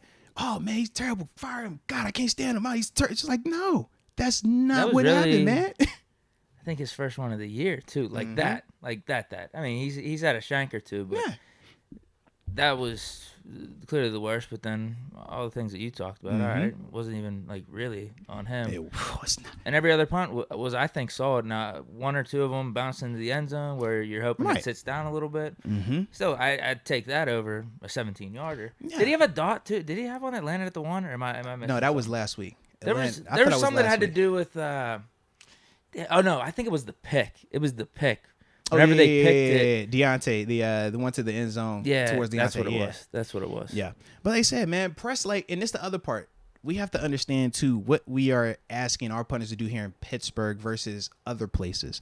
Other places, you might see a guy punt the ball 80 yards, 70 yards. Y'all might love it. As a person that has covered punts, we hate that. because you're giving that return man the ball with at least 20 yards head start before any defender is close to him. And that is insane when you think about how great these athletes are returning these punts.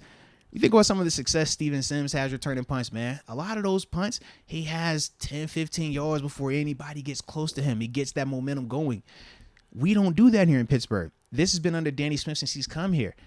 Our whole mentality is we're punting for hang time, and we're trying to put that ball on the numbers. Never in the middle of the field, on the numbers. That's why. Because it's going to condense the field so you don't have to guard the whole width of it. And with that hang time, it allows all of us to get down there. That's what we try to do here. It is very difficult, though.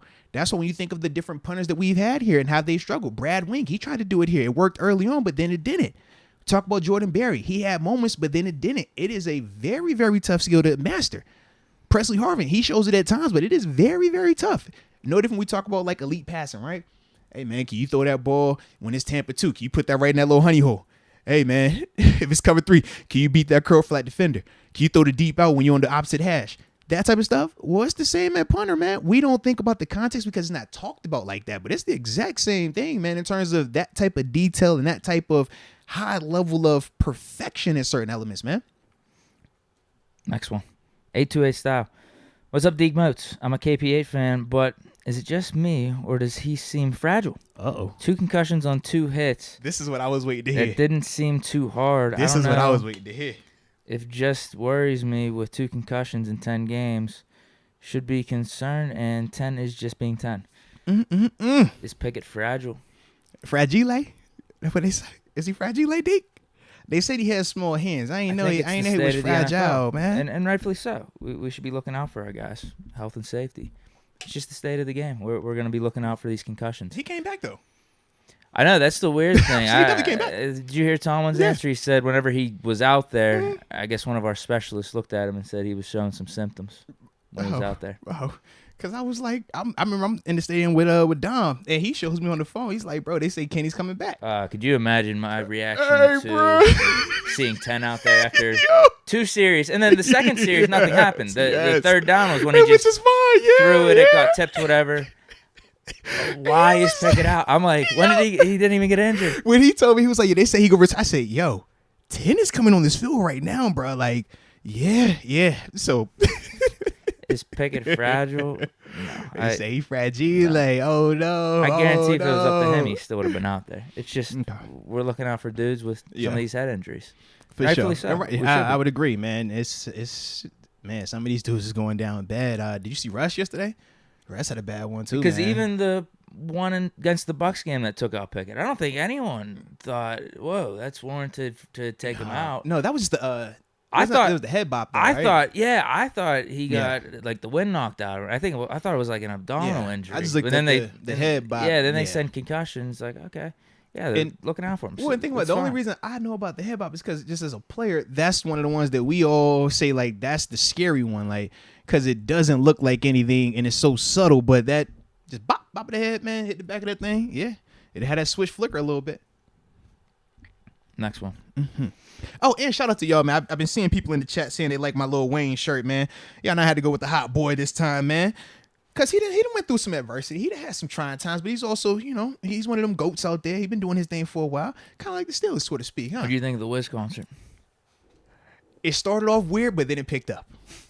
It was super awkward. I think it would have been way better because I was in the upper decks. I think it would have been way cooler if, if he was on the field, I think he was on the field, but since he was in the concourse area under the like scoreboard, the big it probably would have been cooler if you were actually down there because it was packed. Yeah, well, looking up. Oh, yeah, you were right there. I was in the Champions Cup, so I can see like the back of it. So, yeah, but I feel like if it was on like the field, it would have been like dope. But I don't, unless it's like a halftime of a Super Bowl, you don't have the time to do it because he had a whole DJ booth and everything up there, man. All right, what do you think of this? My buddy asked as we were walking to the stadium before the game, and I said, dude, Wiz is doing a halftime show. Yeah. He's like, yeah, that's pretty sick. And then he goes, is Wiz down that bad that he's doing stuff like this? Do you take Wiz doing halftime show, regular season game as like a negative? Shouldn't he be doing bigger stuff? I was like, I feel like this is Pittsburgh. This is a big game, Steelers, Ravens. It's like you just do it for the city. Like I said, Because like I feel like he wouldn't be doing this for just Jets Bills. He wouldn't be doing it for random regular season game. It's for Pittsburgh. And I'm sure he probably got a nice little hefty check as well. Let's not. I don't know what y'all. Okay. Oh, y'all be thinking that everybody to be on there on game day be there for free. No, man. Trust me, man. Well, he's performing. Where's this you're saying even people just showing up on the sidelines. I'm just saying, where's this compensated, man? Okay, yeah, that's all. They take care of their guests. We'll leave it at that. But yeah, he's straight, man. He just dropped out. Him with him, Fed and Chevy Woods. They dropped a little. It's like a little 4-song tape, man. Absolutely. So I'm with you. I was like, no, I think this is cool. Actually, bro. I think this is more for the city. It's a good thing. Yeah. I was feeling some type of way when he first was like playing We Them Boys because Dallas like be trying to hijack it at times, and I'm just like, wow. I was like, hold on, bro, like it threw me off. I forgot where I was at. I was like, yo, where the star at? And I was like, no, wrong stadium. So then I remembered. I was like, all right, can I hear that black and yellow? And then it hit. But then I had that conflict of, okay, now all you Steelers fans that be all anal about, the colorway. A lot of y'all was singing that black and yellow really loud and proud in that stadium yesterday. We're very lenient with that. Oh, now we're lenient. That's all I'm saying because, yeah. I guess it goes with the song. He needed those syllables. He needed the yellow. Hey, okay. Like I said, we're lenient about it. We know what he means. Everything in my city, black and yellow, black and yellow. Oh, wait a minute now, y'all. Because where y'all be yelling at me now? Nah, we know where his heart is. I'm about to say, well, y'all told me it was gold. Steelers gold. That's what y'all told me. So, yeah. Mike Lang. I said it on the Space Talk. I'll say it here. Here comes the wavering fans. Fire Tomlin. Kenny sucks. Canada sucks. I hate the Super Bowl or clean house fan base. So the team is young. Yeah. They have to have some growing pains. Yeah, he definitely pulled up last. They said that, but it's true, man. It's like it's such an extreme, and when you have those extremes, it's like, man, context is like thrown through the. You just kind of like lose sight of that, and it does, it can be a little tired at times, but that's also what makes fans and their passion so beautiful. So it's like, you don't want to take that from them. I just say, let's try to help direct it in a more constructive way. And that's what we try to do here. Oh, and make sure I hit that like button too, man. I just realized, man, we've been cooking, and we ain't been saying like it. So make sure I hit the like button, subscribe if you have not done so as well, and hit that notification bell too. Salute. Most won't believe this, but Canada's offense is way more consistent than our defense. So far, he's been better than Austin as far as improving. We need O and D-line help. I feel like, wow. I do feel like the offense maybe these last 4 or 5 weeks has been more consistent. We know what to expect. I think we're just looking at the difference between... defense has felt a little bit more up and down. So a couple things. When I think of the defense, I think expectation and injuries have played a factor. I think the injuries have changed how we look at our team because TJ Watt is not the same. You don't have an Ahkello Witherspoon out there. Those are very different. When you do not have that, and that was what we were expecting, anticipating, that's what we paid for, I think that is the first thing. And then the second thing is the expectations. We came in with expectations for our defense to be what? Top 5 elite. We never had that expectation for our offense realistically this year. So it's a lot easier to feel more optimistic about our offense that has been getting better, even if it has been at times, not large steps, but we're still seeing improvement. So it's a lot easier to change your expectations for offense and feel a lot better about them. Whereas when you're talking defense, we've had to adjust our expectations, but that went from them being elite to now it's like, dang, well, because of all the injuries, because of everything that's played, maybe you guys aren't that anymore. So it just feels different, even though I still feel like they play at a higher level than our offense. Because that's the other part. Playing this league for 9 years, man, if you hold a team to 16 points, 90% of the time you're supposed to win the game, period. So it's one of them things where it's like, we can talk about the offense and how it's been improving and this and that in Canada, but we weren't hollering shit we fired Terrell Austin at any point in time this season. Whereas for Canada, I know I've had to do the extra research at times when I didn't even want to, Deke, just to give a talking point to like get y'all off of him. We ain't gonna do that with Terrell Austin. So I get what you're saying, but I just think that the context is a little bit different because one, the expectation was so low at times this season that now where we're at, it just feels just like, wow, how did we get here? Whereas defensively, we were supposed to be here, and then it just came down a notch. And the context is still there, but it just is not where we wanted it to be. And I just think that we had that sense of let down feeling when it looks at the defense in Terrell Austin versus with Canada. It's just like we can focus on the growth, and that makes us feel more optimistic about him. Yeah, let me think of a couple other things too. Like probably excluding yesterday in terms of the offense. Yeah. The offense with Pickett. Yes. Because 3 picks is not consistent. That's not what you're looking for. But we're talking about like when we're averaging 20, 24 points, like that range. Yeah. Yeah, for sure. Mm-hmm. I'm trying to think if I had another thing to say about the defense. Yeah. With Austin, that's not even a thought really for me in terms of firing him. Because I'll say, even we're talking about, and I don't think he was saying fire, but just even in the sense of like who's been more consistent. Put a little bit more microscope on. But even who's been more consistent, we've spoken really highly of our offense's consistency post-bye week, right? We've been talking about the previous 4, now 5 games. That's not the same way that we were talking about them those first 4 weeks. It just wasn't. And even when we made the switch to Kenny, it was still times where we weren't talking about them in that vein. It was still trying to work some of the kinks out, whereas the defense has been that steady factor, man. So, like I said, I get it, but they've been inconsistent, too. They have. They've let up some pretty bad games, particularly in the first half, and then even sometimes in this second half stretch. Yeah. But at the same time, what do we talk about in terms of the context? We said, man, those injuries, when you're not having a TJ Watt who accounts for how much money, we know who he is. That was going to take you down a notch.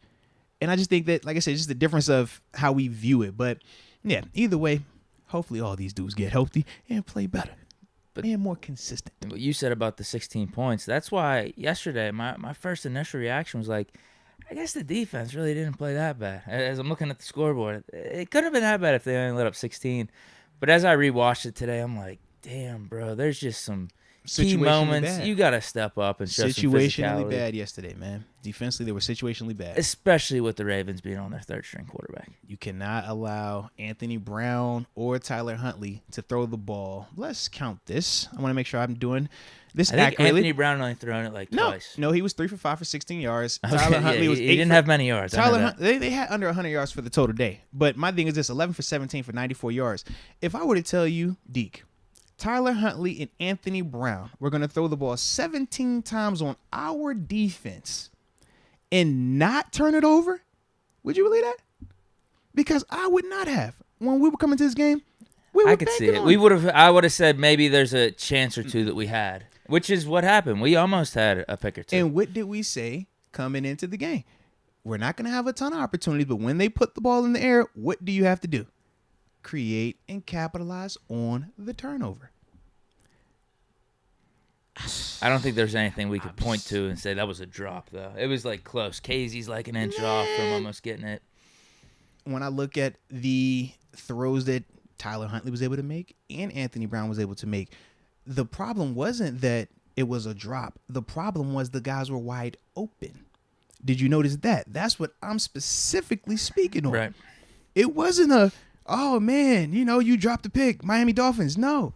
Why were their guys even open like that? Because what did we say with their skill position? We said Mark Andrews, yes. We said D-Jax, man, he got the speed and stuff like that. You laughed at it. We saw it a little bit yesterday, right? Just a little bit. Not enough, but a little bit. But that was one of those scenarios. He was just sitting there wide open. Wide open. Why? That's the stuff where it's just like, man, come on, bro. How? You worried about Tyler Huntley? You worried about Anthony Brown? Like, no, man, you got to be aggressive, man. Let's go make a play right here. But I get it because the other part was we were trying to stop the run. So we were packing the box, and that was very disheartening to see that because of us packing the box and then us having those self-inflicted things happen in terms of us being not in our gaps, that they were able to still run the ball as effectively and as consistently as they did yesterday. This is Fun 6000. Fun. Deke, you're one of the most rational Steeler fans. Thank you.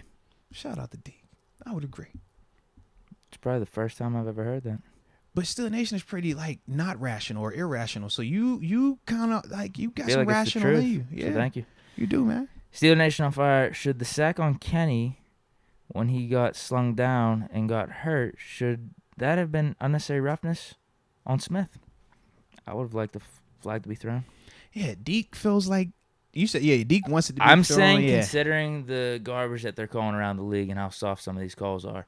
My answer is no. Period. Yeah. He got hurt. It happens. But yeah, I don't want to. Yeah, I'm good on that. Maybe it's because I'm a defender. I don't know.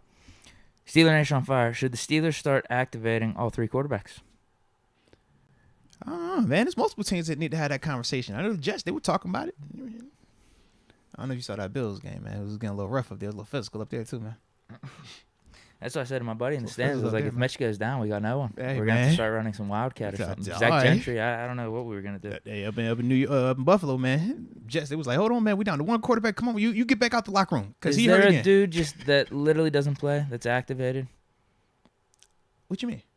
I mean, every week is guys that don't play that are activated. Yeah, that's what I mean. Typically, we have activated guys, but some of them will play special teams. Backup linemen, they don't play any special teams. Sure. So most of the time it's them.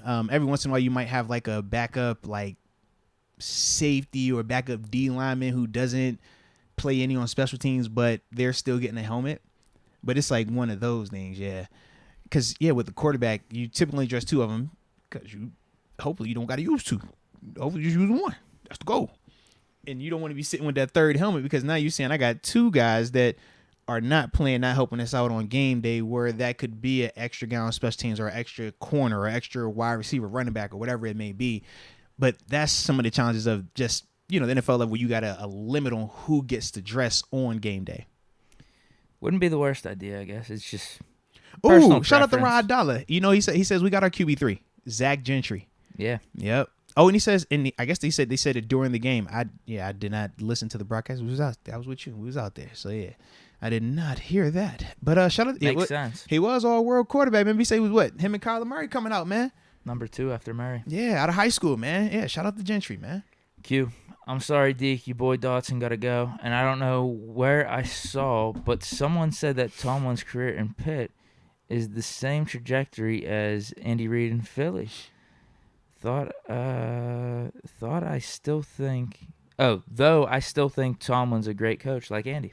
Oh yeah. I mean, if you're looking for that, trust me, you're gonna be able to find that. There are plenty of shock jock media personalities, radio personalities that hop on social media and they just pull up little cool little stats like that and say, hey, see, look, that's correlation, fire him. Ha. Where's the context? Yeah, so like I said, man, if that's what they preach over there, let them preach that over there. We don't really agree with that. And obviously you can see Andy Reid has not lost a step because he went over to Kansas City. And how long did it take him to actually win in Kansas City?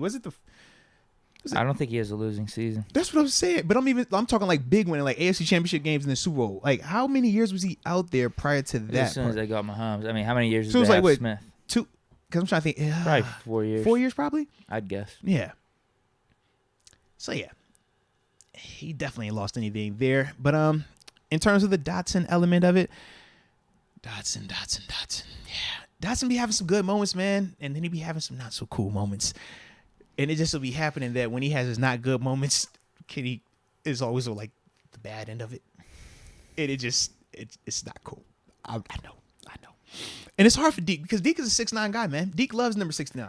We got to protect Pickett, though. Yeah. Deke, like, he's number 69. Like, that's his thing. That's his dude, man. But, yeah, KPA, you got to I was going to rock the Dawson jersey I'm glad you Maybe did I should have. Maybe that would have helped him. Oh, you said, yeah, I thought you were going to say today. I was like, don't do it today. Read the room. That ain't the one you want to put on. Maybe that would have helped him. Maybe there was no other 6'9" jerseys in the stadium. We would have felt the energy. And the thing was this, shout out to the Baltimore Ravens.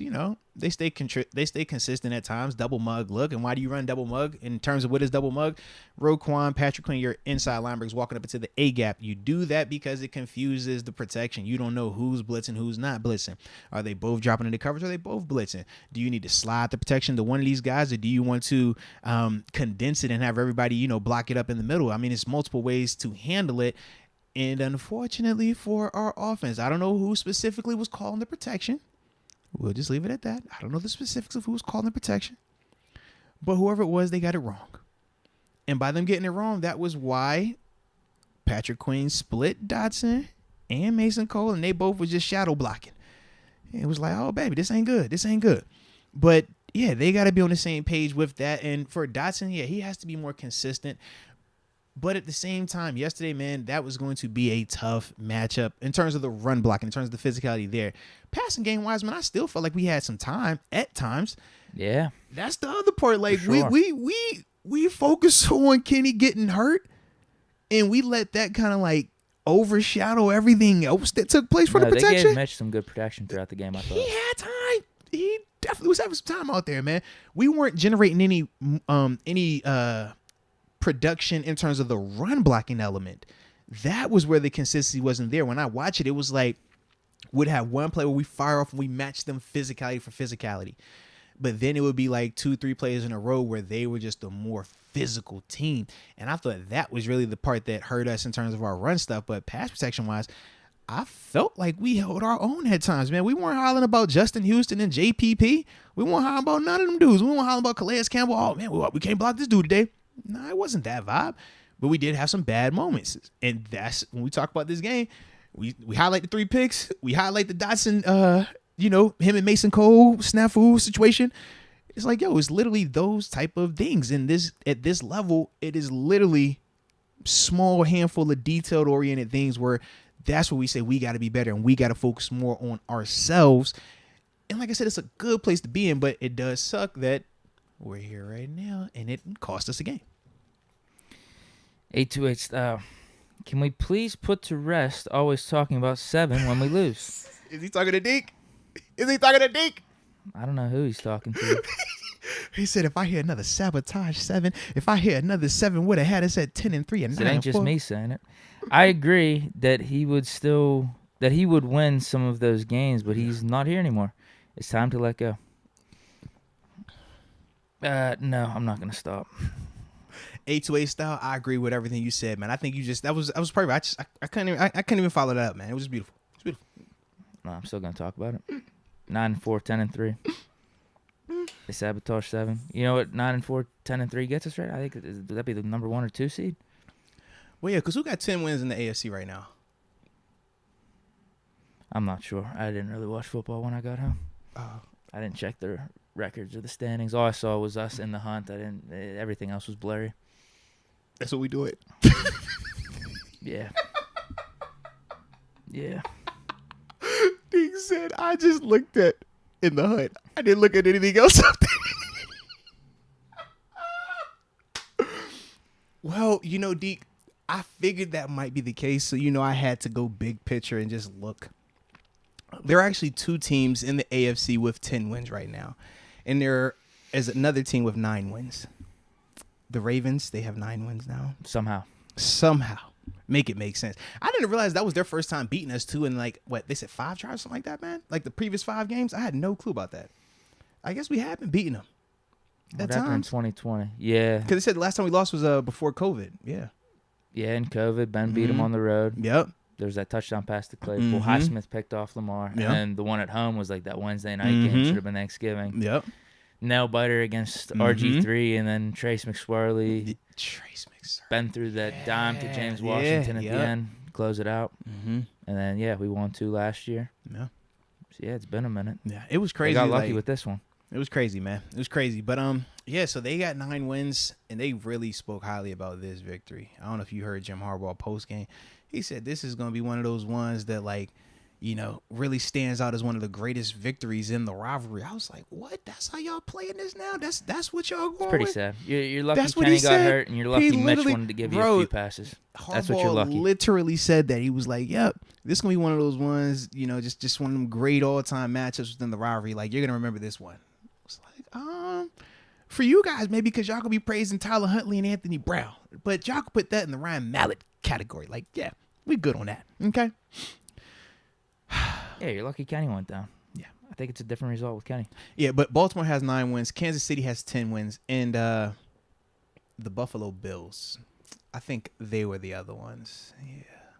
I think they got the number 1 seed right now, too. So, all is well. 828 style. Yep. Every time we lose, it hurts me to my heart. But every game I watch, I keep seeing our future, and it's going to be great. And again, 10 is just being 10. Nothing new. the thing about 10 is I'm seeing some stuff from 10 I don't know if I've ever seen.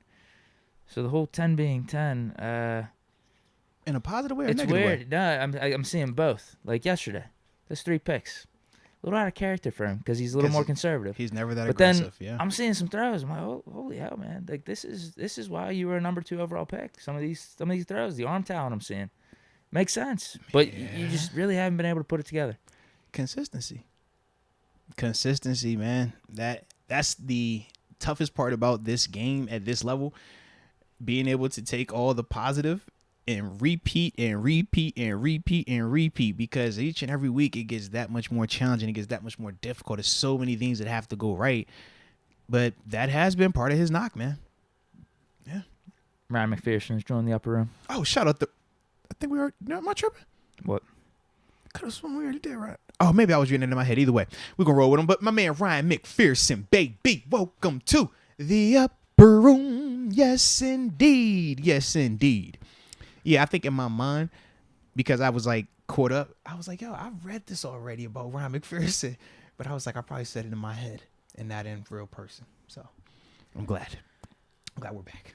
Lou boy, Deke, do you really... Okay, he's saying, do you really think 8 would have done better? Yes, I do.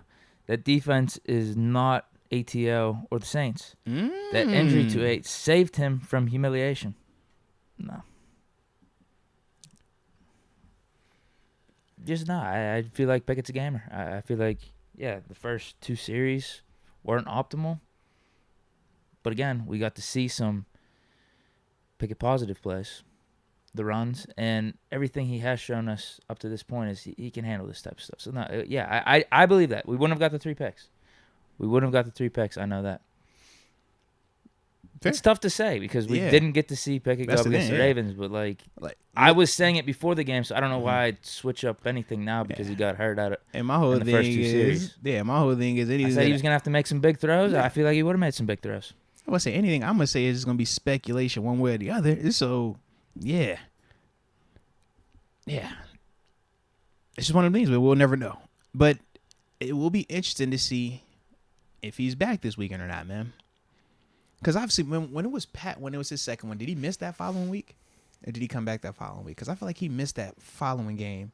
Then he came back afterwards. Yep, I feel like he missed it too. Yeah, because I remember us talking about the whole 2 concussions in the same season. Like that's you playing with fire, so to speak.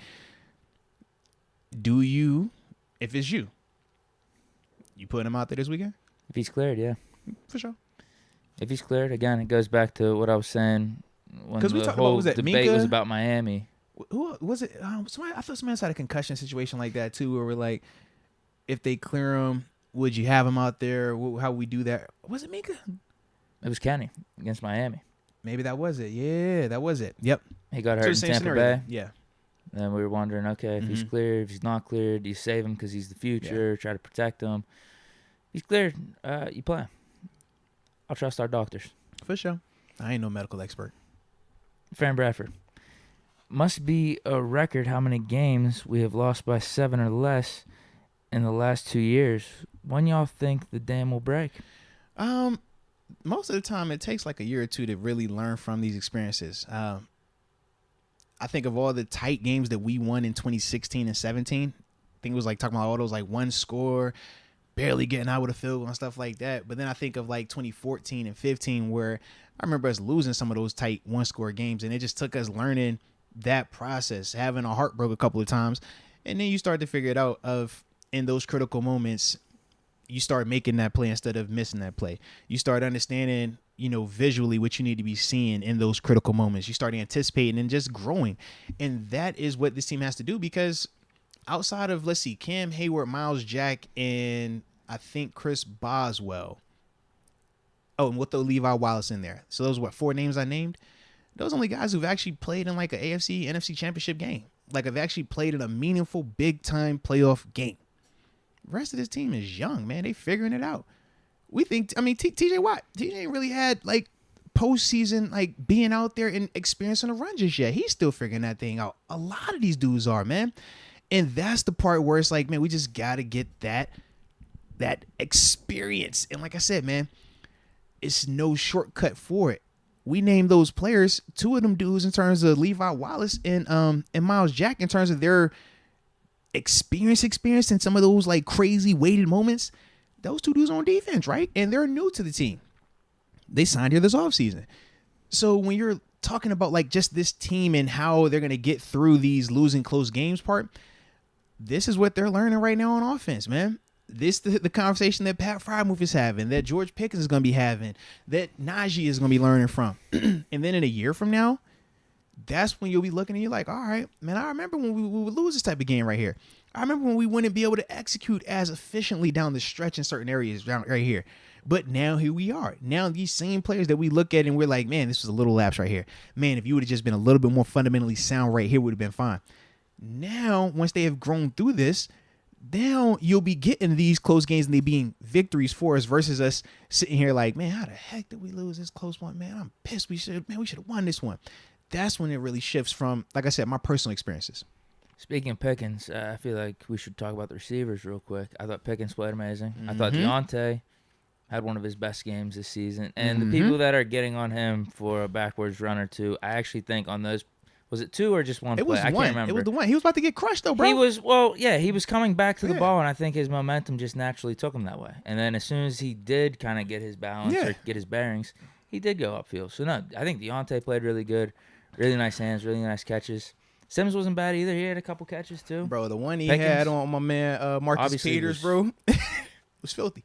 Yeah, Pickens was just absolutely lights out against Marlon Humphrey. Yeah. And that wasn't even bad coverage by Humphrey on some of those. It was just Pickens and Deontay. Both of them dudes got off on Marlon Humphrey. Marlon Humphrey is a heck of a player who's having a heck of a season. Don't get it twisted. And that's the part for me where I'm like, when we talk about our receivers and why we say certain things about them, that's why. Because for everybody to talk about how Deontay Johnson sucks, I circle this right here and I say, man, do you saw what he was doing to Marlon Humphrey? Not a lot of dudes do that to Marlon. Yeah, that little dude, too. Marlon Humphrey's a physical Not a lot of dudes do that to Marlon Humphrey, man. Don't ever get that twisted, baby. They don't do that. Deontay's like a twig. Okay. He's 5'10". Okay.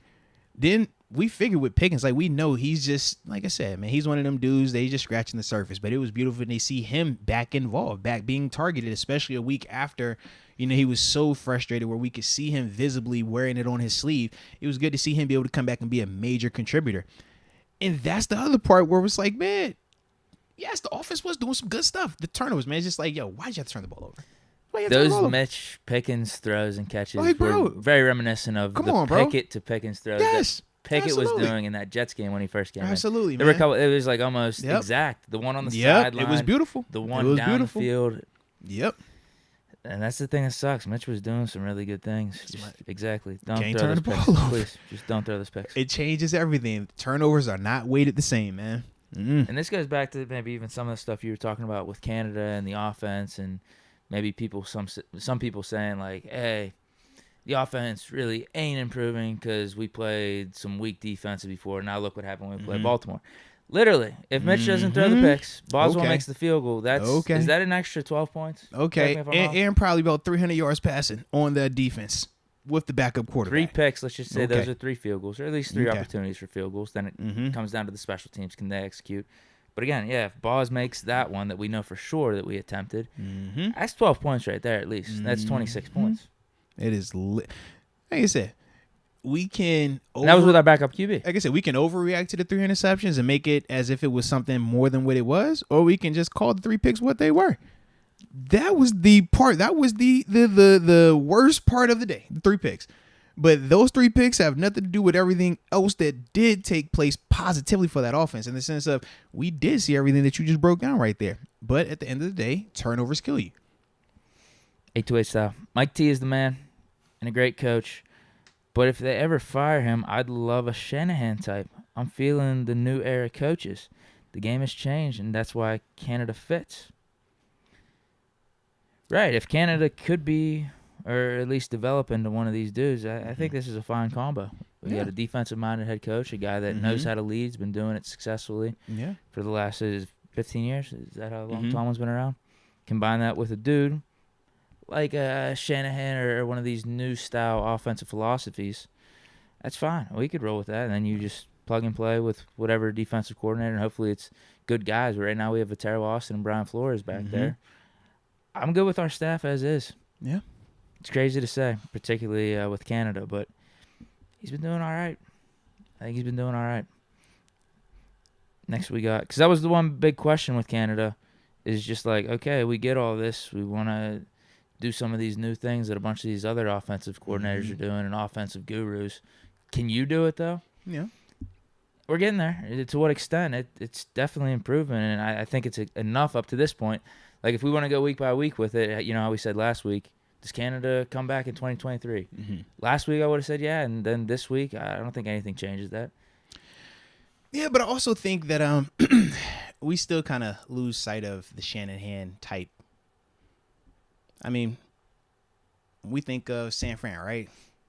We like them a lot. We agree, right? Good team. Do they got a dope defense or not, though? Really good defense. At times, has that defense like really been like a big reason why they still have success, right? Trying to keep them on schedule and stuff like that. Yeah. So regardless of who you have in terms of offensive style coach, if you do not have that defense to go with it, you're just Brandon Staley and the Chargers, right? They're trying to get the defense to where it's supposed to be, and obviously they spent a lot of money this offseason and getting varying results from that. But that is the difference. I know people want to say it's offense. It's a scoring league, but you look at the teams that win. They're physical. They can run the ball, and they play defense. You got to be able to pass the ball without a doubt. But if you can't stop anybody, it does not matter. Cincinnati, they got really good when their defense got really good. When they could rush the passer, when they had guys that could cover a little bit on the back end, upgraded inside linebackers. Buffalo, when they got really good, they could start playing defense. They could hold some teams, right? Kansas City, right? We know at times they were trying to outscore. Now you look at them, man, they trying to improve in terms of, let's get more physical. Let's be able to run this a little bit. Let's be able to stop some teams a little bit, because you're starting to understand that, yeah, anybody could score, but that's not going to win you games. You have to be able to get stops as well. And that's the part where you can't lose sight of that, because with Shanahan, he also has a D'Amico Ryan, who was a heck of a player while he played in the league, and now he's doing a phenomenal job as the defensive coordinator out there as well. So you got to have both of them things, baby. Got to have both of them. 8-2-8 stout, bro. The Ravens' run blocking scheme was fire, though. Bruh, absolutely. They was going to run that counter trap. They're going to pull that Morgan Moses. They're going to pull somebody big, and then they're going to run Patrick Ricard, who's like another offensive lineman back there playing fullback. And, yeah, they was coming on downhill right there, man. Absolutely. Skydiving heck. One read Mitch. Stare him down Mitch. Sold this game. If KP8 can't go this weekend, put in Mason and Moats. How can you tell me you don't know about draft picks when you see a guy like Jalen Carter? Our DTs are washed. Guy like Jalen Carter, cool. All right. Sure. Not really sure what I'm supposed to respond with the Jalen Carter thing. Like, are you saying that Jalen Carter is going to play 4 quarters better than Cam Hayward right now? I'm just trying to figure that out. Cam isn't even playing to Cam's level, and Cam's still playing at a higher level. But that's what I'm trying to figure out. I mean, where are we looking? Because we love DeMarvin Leal, right? But when I was talking about some of the issues up front, that's one of them dudes I was actually referring to. And when did we draft DeMarvin? 3rd round pick.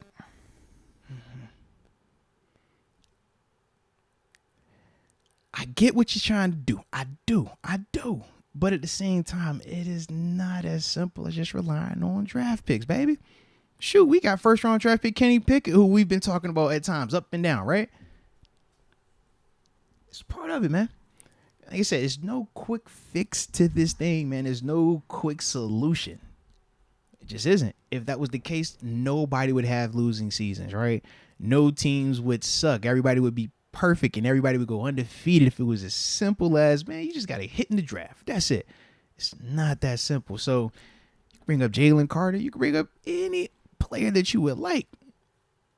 Could they help? Sure. But at the same time, that's not the end all be all. So that is why me as a player, or a former player, because I am washed now, completely washed. I'm a YouTuber. But that is the big reason why you don't put a lot of stock in draft picks. Because for every Jalen Carter that you might think is going to be perfect and all this other stuff, you look at how many players have come in this league, high pedigree guys, first round guys, top 10 draft pick guys, and have flamed out, have been complete busts. Do you want to put all your eggs in that basket and try to live that life and down that hill? Or do you want to ride the way that we've been riding and the success that we've had throughout this organization? And that's kind of how I look at it. I'm like, man, I've been places where we rely on the draft. I know that lifestyle. That's a hard life to live, man. I was in Buffalo. I was in AZ. I've lived it. We ain't got to do that in Pittsburgh. And that's a beautiful thing. And I don't want y'all to experience that, man. Trust me. You don't want to experience that, man. That is not cool. Let's go. UW says, send a link to your email, Moats. All right, bet. That was the charity drive he was talking about. Yes. Let me see. Next, we got Kaza. Oh, wait. Actually, for the dude's comment before the Let's Go UW one, if Kenny can't go, Mitch or Mason? I'm going with Mitch. Yeah. I agree with you. I think you stick with Mitch. But also, just from a straight business standpoint, Mitch is under contract for next year. Mm-hmm. Mason, he has no ties to us after this season. So we're assuming Mitch is going to want to go elsewhere after this season ends. If Mitch has to play a game or two because Kenny's out, Steelers, you got to be thinking, hey, we could bump up his draft stock, or not draft stock, just his trade stock a little bit, potentially, as opposed to us just cutting him. Maybe some team, if Mitch plays good if it is a game, if it's 2 games, whatever it is, however long Pickett may be out, maybe we could actually get a draft pick for him if we trade him. I like the thought process. I just caution you. You got to be careful what message you send to your team. I'm not saying they're thinking this way. This is that's what I was just saying, like in reaction to that. That's maybe it's the front office just thinking this in the back of their mind. Not saying they have any influence over the decision from Tomlin, but Mark might be like, okay, this works. He's going with Trubisky, and it could work out in the long run if Trubisky does play. I don't think. I'm not saying it influences the decision. I don't think they're necessarily thinking this way. I think their first priority is like, who gives us the better chance to win, and I still think that is Mitch over Mason based off some of the stuff I was seeing from Mitch, the good things I was seeing from Mitch, because I don't know if Mason's really doing that, but it's just those 3 picks kill you. Just don't do the 3 picks. Well, and the other thing is, when we're talking about just Mitch and Mason has definitely gotten the most raw deal here, without a doubt. But that's been the case. So why are we going to now change that because, we had 3 interceptions and that hurt your feelings? Nah. That doesn't change anything, because if we really wanted Mason to get that opportunity to build his draft stock or anything else, man, you would have gave him an opportunity way sooner than where we're at now. That's not it. When we hear this Mason crowd, that's the panic crowd. That's the, man, we lost with Mitch. I don't know what to do. Let me just holler at something crazy, man. Put Mason out there. Stop that, man. Well, no, you don't have to stop that. Y'all can do what y'all want to do. I'm not telling you what you can do, what you can't do. But for me, and as a person who's done this, that's not how you operate. That sends mixed signals. That's, once again, we're talking about allowing the week to week to determine how committed you are and, how invested you are in terms of your preparation and stuff. It's like, nah, you decide once. So that's where we're at with this thing, man. Now, if it comes out where Mason is just having a better week of practice and he is performing better than Mitch, that's one thing. But you don't just, because you threw 3 picks in this game, now we got to pull you. Nah, that's not how it works like that, man. Not at this level, at least. So to me, like I said, I still roll with Mitch. Now, he can't continue to turn the ball over, but that's the same thing we said about who? Kenny Pickett when he was going through the turnovers and people were hollering what? You remember this? Man, we need to go back to Mitch. At least he ain't turning the ball over. You remember that crowd? You might remember that crowd. They was out there. Blocked it out of my mind. I know you did, but they was there. They were there. And that's when I had to get on my Kenny. And I was like, all right, let me start watching the Kenny tape and try to give him some reason, some ammo to back him off of him a little bit. So, yeah, man, same concept, baby. Same concept. You're going to have turnovers every once in a while. That's a part of the game, man. The elite guys, they have turnovers. You try to minimize them as best you can. But this is a part of the game, man. And this is where, like I said, for Mitch, he has to learn from it. No different if it was Kenny out there. He would have to learn from it. But, yeah, for Mason, man, like I said, it just sucks for him. But this isn't the time to start worrying about feelings and worrying about fairness, because that ship has already sailed and been sailed as it pertains to a Mason Rudolph. Kaza. Why shouldn't we trade Mitch? Rather have Chris up. The trade deadline's pat. We literally can't trade him. But in the offseason, I think that's just going to be a conversation. It's not based off Mitch's play. I think it's more that Pickett's our guy, and Mitch might be able to get an opportunity somewhere else. Mitch is going to want to play and want to start, and rightfully so, because, as you said, man, you can see where he still has talent. We're talking 3 throws being the biggest difference of the evaluation on his performance yesterday. 3 throws. So for him, man, it doesn't make a lot of sense for him to want to come back here to just go into a scenario where you already know Kenny is going to be the guy. And that's what he would be coming back to. So that's why, even though he's under contract, that is why we do feel like, they're not going to, like, a trade isn't going to happen like that, because you're not moving this type of dude like that. Nor, I just don't see it, man. I don't see it, bro. Yeah, I don't. It's definitely not happening this season. Yeah. I do think it is going to happen in the offseason. So I said that backwards. In terms of him retaining as the backup quarterback, it's not going to be the backup because, he's trying. He wants another opportunity. I said that completely reverse. My apologies. But again, I don't think it's necessarily based off his play yesterday. I think this was written in stone once we started going with Pickett. Absolutely. And especially when it got to, like, all right, this isn't a trial thing with Pickett. Like, we're committed to Pickett. Yeah. Sean McCartney, need to establish the O-line and D-line. We can't keep losing at the line of scrimmage. Hashtag sabotage the trenches. There it is. Hashtag SOS, LOS. You are correct. But once again, the previous 4 games, we were the more physical unit up at the line of scrimmage in the 3 of those. Baltimore, they got us. So, it is just a good test. It was it was good to see where we were at. Because, we did beat up on Atlanta, on a Colts, on a Saints. And you're looking at it, it's like, yo, man, we're seeing that we can get, we can have our way with those type of teams, but now you're going to get an upgrade. We're going to test ourselves versus the Ravens. And we didn't pass that test. But we learned that, and we learned that what? All right, the right side of the line, y'all got some physicality in here. You know what I'm saying? Y'all was straight. Left side, we got some work to do. But as a whole, we learned some stuff. We also learned on defense that when we have to start rotating and getting some of that depth out there, it hurt us a little bit. And the consistency, it just isn't there right now. But part of that is old, Some of it was probably just naturally the matchup, though. You got to have your big personnel out there because the Ravens are just going to keep running it. Bro, I think it was a stat where we played with, like, one corner out there. Like, we were seeing Alu out there, DeMarvin Leal out there, significant amounts. Like, that's not how we normally play defense. Bro, but this is the Ravens offense. It was just Cam Sutton was the only corner, bro. Like, craziness. Like, stuff you typically see in, like, the goal line. It was like, nah. But that was the type of commitment. But the issue is when you do that, you bring in new personnel, people that aren't accustomed to playing in certain spots. And we talked about this earlier in the year when TJ Watt was hurt. And we said, man, you got guys that you have minor in at other positions trying to play it in critical moments, and the detail is lacking. And we talked about how, and we highlighted DeMarvin Leal before he got hurt, and we was like, man, just with him at times, he gives you some positivity, but at the same time, it can hurt you. That popped up again yesterday.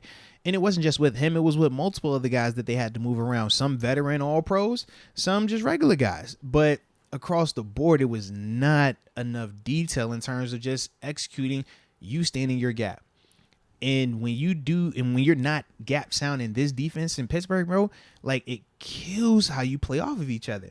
Because now I can't play fast. And if I'm slow, if I'm hesitating because I'm trying to figure out what you're going to do, that's the difference between a tackle for a loss and this guy having a nice positive run, man. Our Barley, 18. Can we be realistic?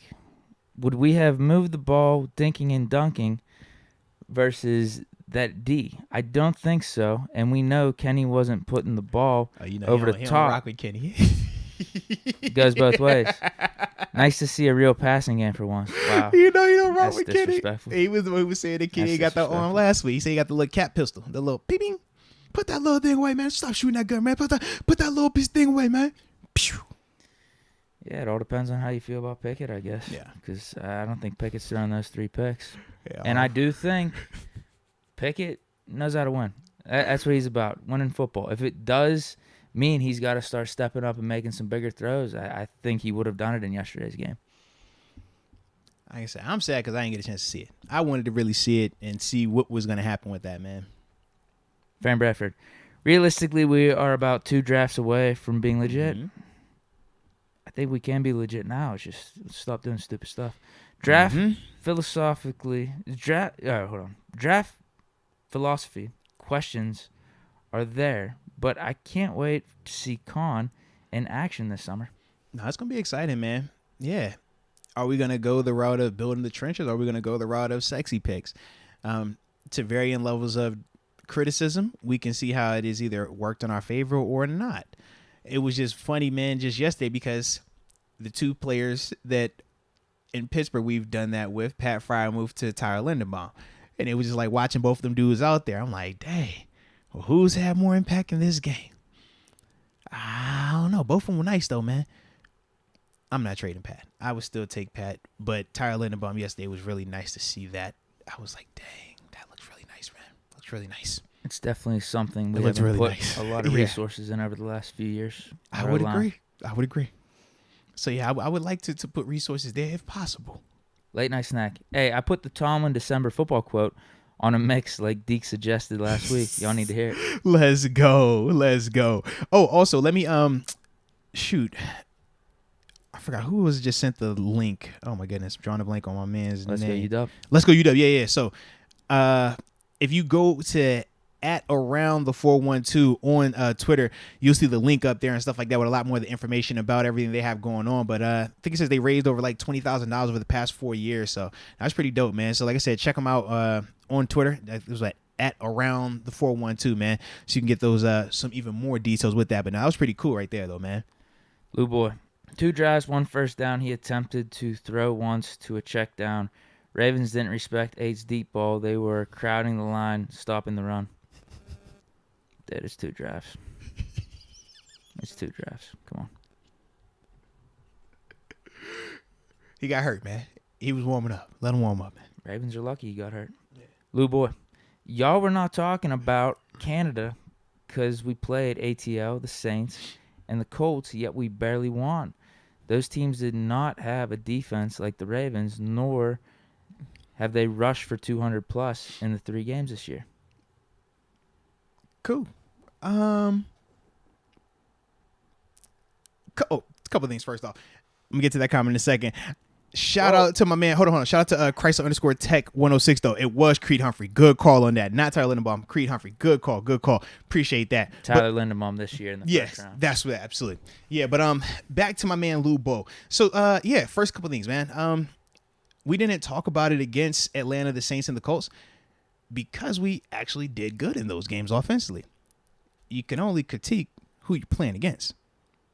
What we supposed to just say, hey, man, Philadelphia Eagles, y'all are pretty good this week coming to town so we can get some credibility, or if we win or if we play good. Like, that's not how it works.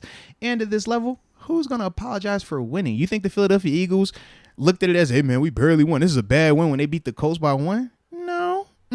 So you don't apologize for winning. It's not we barely won. It is you won the game. That's just how it goes at this level. Now, in terms of the Ravens and their rushing attack, we also said that this is a team that can run the ball. We said the only difference was because they didn't have Lamar Jackson, it should be a little bit easier on you defensively because you don't have to worry about the passing game to that same extent. But we already knew they could run the ball. And we also said that none of them teams, Saints, Colts, or the Falcons, really were going to commit. The Falcons got cute. Remember, first half, they wanted to throw the ball. Second half, they wanted to run the ball. We said Baltimore's not going to be cute. So, once again, man, yeah. I'm really not following where we going with that one, man. I'm not. Nah, baby. But, hopefully Canada and this offense gets back on track this week because they got another opportunity. And then defensively, they're going to have another opportunity to stop a rushing attack because if you think the Carolina Panthers ain't trying to run that rack and have success, shout out to Steve Wilkes, man. He done had them boys going in the right direction, baby. I feel like it comes down to what I said probably 20 minutes ago in terms of this offensive performance when you want to compare it to those other games. We had 3 picks in the red zone. People were complaining about us kicking field goals, which I agree with. We should be punching more in, but we also weren't turning the ball over in the red zone, and we were getting those field goals, which did contribute to us overall winning those games. Yeah. So in this case, we don't turn the ball over. Extra 9 points in field goals, plus the 3 that Boz got blocked. That's an extra 12 points. That's 26 points against this Ravens defense. That's with our backup quarterback, too. When we talk turnover margin, it matters. It absolutely matters, man. And that's the difference, man. Yeah, that's the tough part. You can't take away those turnovers. Nope. They were part Wish we of it. could, though. God, I wish we could. But everything else, yeah, we were moving the ball. Mitch was making some nice throws. Hell, we were running the ball Okay. decently successful at times. That's why I Okay. wonder, maybe we should have stuck with it a little bit more in the second half. But again, I mean, it just really comes down to those 3 picks and then our defense folded. That That's changes it. everything. Those are my main 2 takeaways. That's my thing. I'm like, it's hard to, like, go in when I'm like, bro, it's 3 picks. That was the difference, man. 3 picks, block field goal, and not situationally getting a stop on defense, man. Booyah. Moats, this is why I rock with you heavy. You truly break down film and educate these naysayers that probably don't even have a Pop Warner League experience. Don't you put them on them like playing that. Football. Truly appreciate y'all. Boo, yeah, you know we appreciate you, man. You ain't got to call them out like that, though, man. Don't you call them out like that, all right? Everybody has a voice. Everybody has an opinion, and we respect all of that, okay? But, yeah, we do try to watch a little tape over this side, man. So, yeah, I appreciate you, Boo, yeah, absolutely. But, yeah, man, but you don't have to play the game to understand it. So we're good. Steeler Nation on fire. Cut Mitch, bring back Dobbs. Dobbs knows not to look at one receiver. I think Dobbs got picked up, didn't he? I did not follow once he got that last release. I don't know, actually. I think someone picked him You're up. right, though. I can't remember who it was, but... Dang, no, you're right. I do feel like I saw something. He did sign somewhere. That was like a week ago. I can double check. No, What's your guess? no, he's definitely signed somewhere. I know he is. Yeah, but What's see, your I remember team? What's your liking the guess? post and commenting. Oh my gosh, It's a random team. Oh, it's saying the Browns. Hold on, bro. Hold on. Did he get picked back up by the Hold Browns? on, bro. It says current team on Google. Hold on. I guess the main thing. NFL.com. NFL.com saying QB Lions. number 0. That's what he what it says. is. Lions. I was about to say, bro. Hold on, man. Yep, Yeah. Lions. I was like, I definitely remember looking at this day too, bro. Yeah. Lions. That's what it was, though, bro. Yeah. So we can't pick up Dobbs. Can't pick him up. Who else is out there on the street? Landry? Landry? No. No, we're good. Oh. No, we're definitely good. 7. That's a whole different conversation right there. Should always been on the team. The Funky Sea Head. Deke, did you play ball in school? If so, details. No, never football. Athlete. Yeah, exactly. I played baseball. I Athlete. played hockey as a young buck. I played basketball. But then going into high school, I quit everything and just played golf. I became pretty lazy. I became pretty lazy. Yeah, there was just something to the whole practice every day thing. A lot of your time being taken up with those sports. I was good. I was just past it at that point. That's the same thing I said. Shoot, I just waited a little longer than Just you focused did. on golf. Yeah, but what I do, I focus on golf now too. What'd you? Deke was just ahead of the curve. That's all. He was a smart man. Steeler Nation on fire. Was that DJ offensive pass interference was a good call? You talking about the one on I don't Marlon remember Humphrey? It was DJ and Marlon. They called on both of them in the end zone. I want to know who did they call it on first though, because if you calling it on Marlon first, I don't want to hear you calling what Deontay does after the fact. You know what I mean? Because they definitely called it on both. BS. Yeah, Maybe I'm that's the ref calls the one dude was talking about in the first comment. Maybe. Yeah, I definitely was that over was- here that was like, some yo, BS. how can it be on both of them now? It's got to be on one or the other. Either he was PI, so then there's no OPI on Deontay, or it was OPI first, but then there's no DPI either. So, yeah. A2A style. Can't wait to see what Tomlin and Canada haters gonna say. Man, I just can't believe we're at the point calling out Canada haters. I can't believe it. Damn. I don't think I'm ever gonna go there. I will say the offense is improving. Canada looks. I don't think I'm ever gonna call out Canada haters because of what happened to Ben. I don't think I'm ever gonna do that. I was like, yo, I don't think we're ever going to get that from you. I don't think I'm gonna go out on a limb. Hey, son. I did make a whole video defending Canada last week, though. But, like, calling out the haters, that's like, next level. To defend the guy is one thing. I defend him. I don't call out haters for him. I I can't do defend that. Kenny. I don't call out Kenny haters. I I'll call out defend the Mitch. I Kenny don't call haters. her. I've called out the 7 haters. Yeah, I'll defend, but to call out the haters, that's like you really like. I've called out you're Tomlin haters. There, too, actually. there. Yeah, you're there. I think I call. I think I will. I really call it the Tomlin haters either. I feel like I'm more prone to call them out though than anybody else.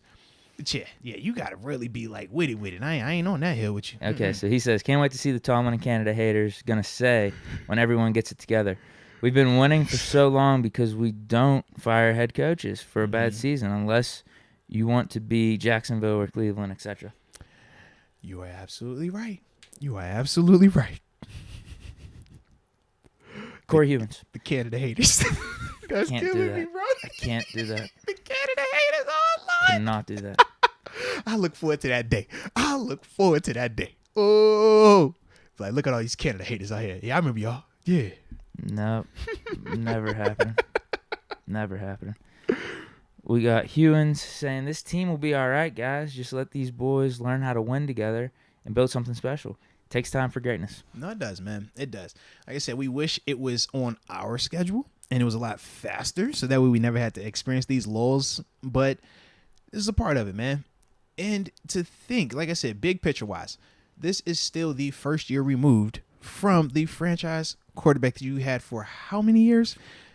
This is normal. This is normal. But at the same time, we still should be feeling optimistic because we can already see where this isn't somewhere where we're going to be here for a while. This is, man, we already got these pieces. We're just talking about fine-tuning and detailing it and getting it to mature a little bit sooner. That's it. But we already have the talent here, man. Steeler Nation on fire. What if the NFL removed the trade deadline? That wouldn't... I think that you should still have a trade deadline. I wouldn't mind them pushing it back a little bit more, though. Okay. Because NBA trade deadline, isn't it like It's in 3/4 February, of the way? Yeah, February, right before the end of the year Because the push. season starts October, then you go to February. Yeah, that's like 3/4 of the way. For NFL, it's like week 9. Was it week 9 or 10? Yeah. Push it back to like week 12 or 13. Yeah, I don't know, man. I think you keep the trade deadline, though. You have to. I like a trade deadline, but that's because of me as a player. It was kind of like, all right, it's really good to know that I'm here, that you actually do love me, or that you couldn't move me and not pay me, so I appreciate you. But, yeah, as a fan, I could understand why you might want the trade deadline to no longer exist. So you could be like, hey, man, it's week 12 or it's week 16. Let me go get this dude over here.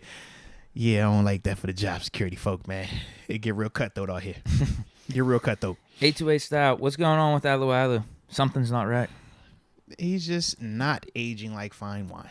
It's that simple. Yeah. Like I said, me and Tyson, man, we came in together. I'm 34.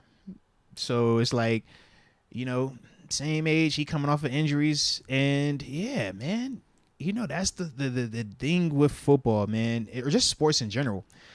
Man, you could do it for a long time, but when your body starts to not react the same, we talk about it being a game of inches. That's literally the difference. He still has his mind. He still has his vision. He's still fundamentally sound, but athletically is not the same anymore. And it's one of them hard things you got to deal with. For him, I think it would be different if some of the other rotational guys were more consistent in certain elements. Then you're not necessarily having to rely on him as much. But, that's just a part of it at this level. And he's still going to be able to help us out in some areas. But, yeah, it's one of the things. The older you get, man, when you start to slow down, yeah, that's when you need them younger dudes to be more consistent. So now you're not playing the lion's share of them snaps anymore, man. But, it's just one of the things that my dog is having to go through right now. But shout out to his little one, though, man. His son balling out, man. They've been going crazy with the high school thing, man. I want to say they won states. Yeah, so shout out to little Tyson over there. 828 Sal. Deke Moats. How do I send a link to show y'all my customs? Man, just send the email. Yeah, moatswinners@gmail.com. Yeah, just send it in there, man. But we did see something because Deke, why don't you pull it up? That was the CD Lamb ones. Yeah, the CD Lamb ones. Absolutely, it was for fire. Or Richards. Yeah, maybe he's got more though. Because remember he said like he was like the coaches, the whole squad. Yeah, for like multiple teams. Yeah, let's see the rest of them. We should have been. This is Oral Richards. He says we should have been realistic after Ben's injury. We need to move on from players a year early. Ben, Cam, Alu. If not, signing Highsmith optimized value. We moved on from Ben already 2 or 3 years early.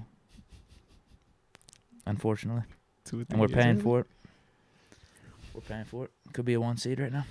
Man, you saw people talking about Brady now too? I think he can still play. It's just ugly. It's ugly. It's ugly right now. I don't think he's in the best scenario. Your case for these quarterbacks, man. Are you out on Brady? It ain't look good yesterday. It did not look good. I think yesterday. we all agree It on that, did not but look still, good yesterday, man. I just It just did not. It did not look good yesterday, man. How you feel about your boy Rodgers then? I think they can still play. I'm telling you, I think both of them can still play. All right. Rodgers to the level that we know them as, or Rodgers just banged up a being little bit. quarterbacks in the league? Let Brady pick out his situation again, and we'll see what he does next year. Cool. Because I view this situation as a little bit more like what happened with the Patriots whenever he left there. I think he has more talent, skill position wise here. I agree. Because that was the we whole know, knock. like Mike, these guys aren't the biggest separators. He's missing like a Gronk too. Like, yeah, this is Brady. no, though. Well, I was Brady. gonna say this though. This is one of the things with Brady that I think any quarterback needs, but I think it's overlooked with Brady at times. Mm-hmm. Like he needs talent. He does. He does. But everyone thinks he's like, think of the team that he just won with the Bucs. He had AB as his receiver 3. Mm-hmm. Come on, man. I mean, AB wasn't lying. Brady called him up, right? He had who else was out there? A lot of, but like that's what I mean. Brady had a lot around. Yeah. He had a ton of help. That defense was incredible. He had Gronk, AB, Evans, Godwin, Fournette. Yeah. That line was probably top 5 in the league. I too. would agree, man. But you see what Brady can do with that type of stuff around him. Okay. But that's my point to like a Ben or a Rod or any of these elite quarterbacks. To like give them some help. Watch them cook. Okay. Give them some help. Watch them cook. Brady said, and this is my point to Ben being the GOAT, Brady's had a lot of help throughout his whole career with the Belichick. Always a top defense, terrible division. Randy Moss, Welker, signing these dudes for peanuts. You finished or you done? He's had a lot of help. But he's good. I mean, Brady's good. There's no debate to You it. must say you just going over here just, man, yeah, Moss, man, it's because, man, he really won good. It was because of Wes Welker, man. Man, Always- about that Julian always a Edelman, top man. defense. Oh, my God. Always a top defense Like, up bro, you there. done? Belichick, cheating. Fake goat. No, he's still good, though. He's still a good quarterback. I don't know what's going to happen with him and what teams are interested Bro, in they him. started saying crazy stuff watching him yesterday. I'm like, whew. Oh, really? The broadcast? I'm just saying, they like, yo, I mean, It is Father weird. Time undefeated and all this other stuff. I'm like, bro, It is that's weird the tone seeing him we sign setting? picks for people. Like, yeah. You got to, like, just throw up a middle Bro, finger to the guy that's- asking for the autograph. Get that Low shit out of key, here. this was the part that was weird. Low key, because we had this situation come up in practice. The interception, like, you don't just ask the QB to sign the rock. Now, I've seen guys do it. Did you say someone did someone do that with seven? Absolutely. And that was a sight to be seen when that ordeal went down. You don't do that. It's just it's not the vibe that you think it's gonna be. It does not come off that way, man. It is weird. It's not weird, but it's weird. It's weird because of the competitive nature and how we act. But yeah, man, yeah. Your GOAT didn't sign it. It was just started out there. I hope he tossed it up to the stands. Your GOAT had dignity. Your GOAT grabbed it, had running gravitas. it over the stadium Your or something. GOAT was not going for any of that. And listen, Deke, as a dude who was on the field when it all went down, we all stood with them on it. We was like, you know what, you're absolutely right. Because if it's anything less than that, man, we question you as our leader. You know what I mean? Like, that is not a good look, baby. It's not a good look. Sean McCartney.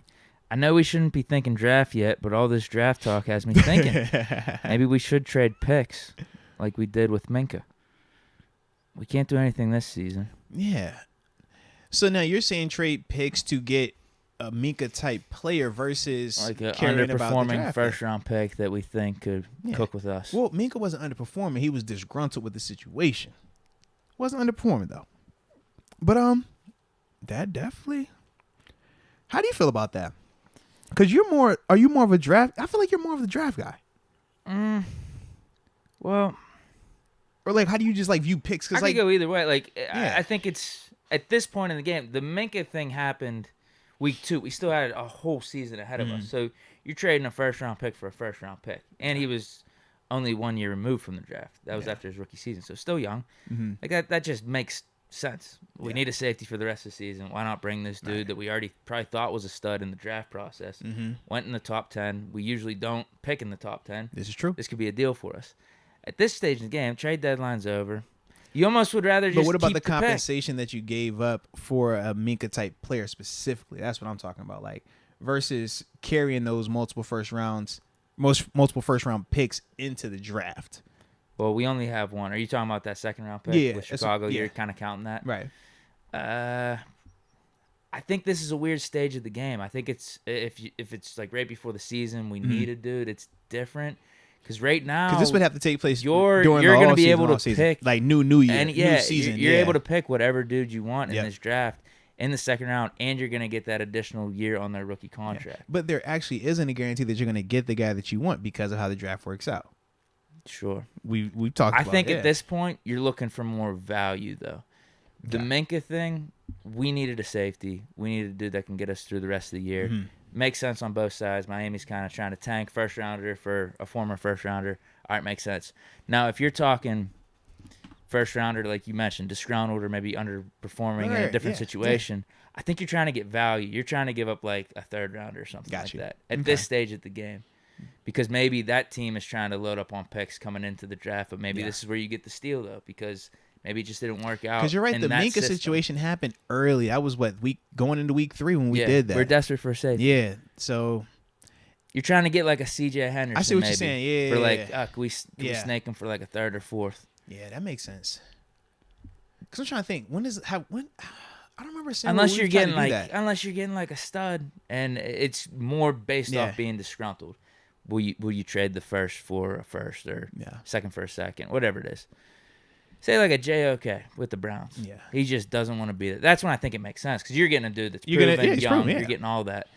But if it's a dude not as proven, because usually guys that are young and that are studs, they're not getting out of those situations. Correct. Miami was so unique. Yeah.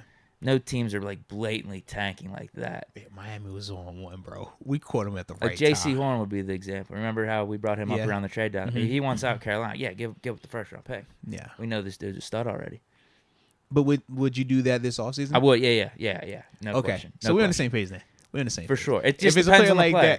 Depends on the player. But I don't think Carolina's giving up a J.C. Horn like that, though. No, I agree with you. But you're right, though. And that was the thing for me. I was like, I don't like when we put such a premium on draft picks.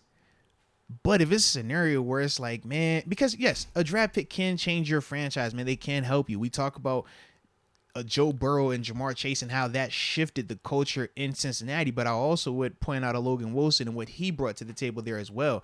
And just certain players that they were able to get also not just in the first round. But for me, man, I still lean on that thing, man. If I can find me a guy, and I got to give up 2 of them first round things, man, I'll get him 2 first rounds up if he's proven. But he has to be young, and it has to make sense. Like, I don't want – the reason why the Roquan thing to me didn't make sense was just the money part at that time. And we had already seen where at least Devin and Miles Jack had shown, man, these 2 dudes are balling together like we're good. But if it's in the off-season, like, it's a different question. Yeah, I think I would be willing to give up some of them first-round picks or draft pick or picks for proven stuff like that. I would be. Yeah, young proven stuff. Yeah, but I want them on rookie contracts, though. It has to be rookie contracts. I don't want to give those type of picks up. And, like, if we were doing the Minka deal and this was now with the new contract, you hate that trade. But if you're catching him year 2 of a 4 with the option of a 5th year, yeah, you make that move. So, yeah, if it's that scenario, I'm with you. I'm definitely with you. J.C. Horn would kind of be the good example, I guess. Because you'd have 2 more years with him on the rookie Sauce deal. going to take like 5 of them things now, man. You ain't getting and Sauce. That's what I mean. It's just a weird market for it because Brian the Jets aren't Burns, trying to do that. Him. What team is blatantly tanking? No one. Really, right now, I don't think. Just giving up a bunch of young studs. The Texans are losing, but they're not tanking. No, they're not gonna trade Stills. Yeah, they're still like we'll take that. That would be a good example, though. All right, they want to get rid of him. We'll give you the first rounder. What's up? You think we get They ain't gonna get that man for no first. You'll take like 2 of them things. He young. I would like that, though. Yeah, something like that would make sense. But is he proven enough to you, though? Because I don't know about for multiple picks. I think for the first rounder. Because I'm like, at least with Minka, like, we felt good. Like, it was like, we at least seen you like a whole year balling. I think Stingley's done enough, though, to make it a one-for-one swap, first-round pick for him. If you have to throw in a third or fourth, I wouldn't feel terrible about it. Yeah. You try to, obviously, in a trade, get the most value you can. But for sure. All right, my computer died, but I think I have the chat Bro, on my phone. was watching you on both, and at first I was like, yo, is Deke texting? And then I was like, yo, that's the video of us. I said, yo, he is on it. Yeah. Did you leave your charger, or you just not plugging in, man? Yeah, I left it at the house. Whenever I opened up the laptop, I thought I had way more power. I was at like 17%, but that made it literally for 2 hours. Hey, son, I love it. I was cooking. Shout out to the homie. Phone, doing some airdrops and stuff. I was watching you work. I'm like, bro, I don't know I what wouldn't Deke miss out on the doing, chat, bro. But I think I'm good. Steeler Nation on fire. Are we there? Yeah. We're good, man. We're good. Bro, salute Dobbs you, is on bro. the Lions practice squad. Salute you, man. Let's get it. Yo, Deke been on his A game, man. Y'all better stop playing with Deke, man. Deke, I'm putting cases on all y'all, man. Stop trying his name out here in these streets. Just let him cook. Instant gratification culture sucks. That's from Calculated Snipe. Yeah, no, he's right, man. He is definitely right, baby. Next one. C-Des86. Turning in late, but is Mason a real option this week if Kenny can't go? Well, first off, man, always good to hear you in the building, baby. For me, I was just kind of like, man, I want to still roll with Mitch if Kenny is unavailable, because I don't feel like we are going to ever give Mason that type of opportunity. So I just don't see that starting right now. I still think they're trying to compete to win, and I think that Mitch is still going to give them the best chance if Kenny can't go. Because obviously with Kenny being out there, yeah, if Kenny's healthy, you play Kenny, because Kenny is the quarterback of the Pittsburgh Steelers, period. He's the starter. But if not, I wasn't the biggest fan of now all of a sudden we want to try to give Mason Rudolph some fair shake at this thing, some real opportunity. It's over. He's got 4 more weeks to be a Pittsburgh Steeler. He's unrestricted free agent. So it's like, why even play that game again when we've already shown, not just this year, but multiple years, that they weren't viewing him as a legitimate answer? Because if they were, you're not bringing in Mitch Trubisky the way you do. You're not going out and getting Dwayne Haskins the way you do. You're not drafting Kenny Pickett the way you do. You're not taking Chris Oladukin when you take him either, if they really, really want to give Mason a chance to be the Steelers QB1. So I just don't see why they would start doing that now. But that's my opinion, though. Yeah, I'm with you. And like I said, even going back to like just a straight business standpoint, Mitch is going to be on the roster. So if he's going to play a game or two and Pickett's out, you could boost his draft stock. Or not draft, trade stock a little bit. Yeah. Where whether you're trading him for a 7th, at least that's where it may be right now, 7th, or you may have to cut him. Maybe you can get him for a 4th or a 5th. And if he starts playing a little bit better. Yeah, and Brian White, man, I'm glad you asked this. So he says, so why re-sign Mason and hose him? That is a fair criticism. At the time, a lot of us were surprised when he came back, but it was more so the dollar amount that they signed him back for. I think he was getting $5 million to essentially be back up. Yeah, he signed the deal for $5 million before 2021. Before 2021, yeah, or excuse me, before Ben was gone.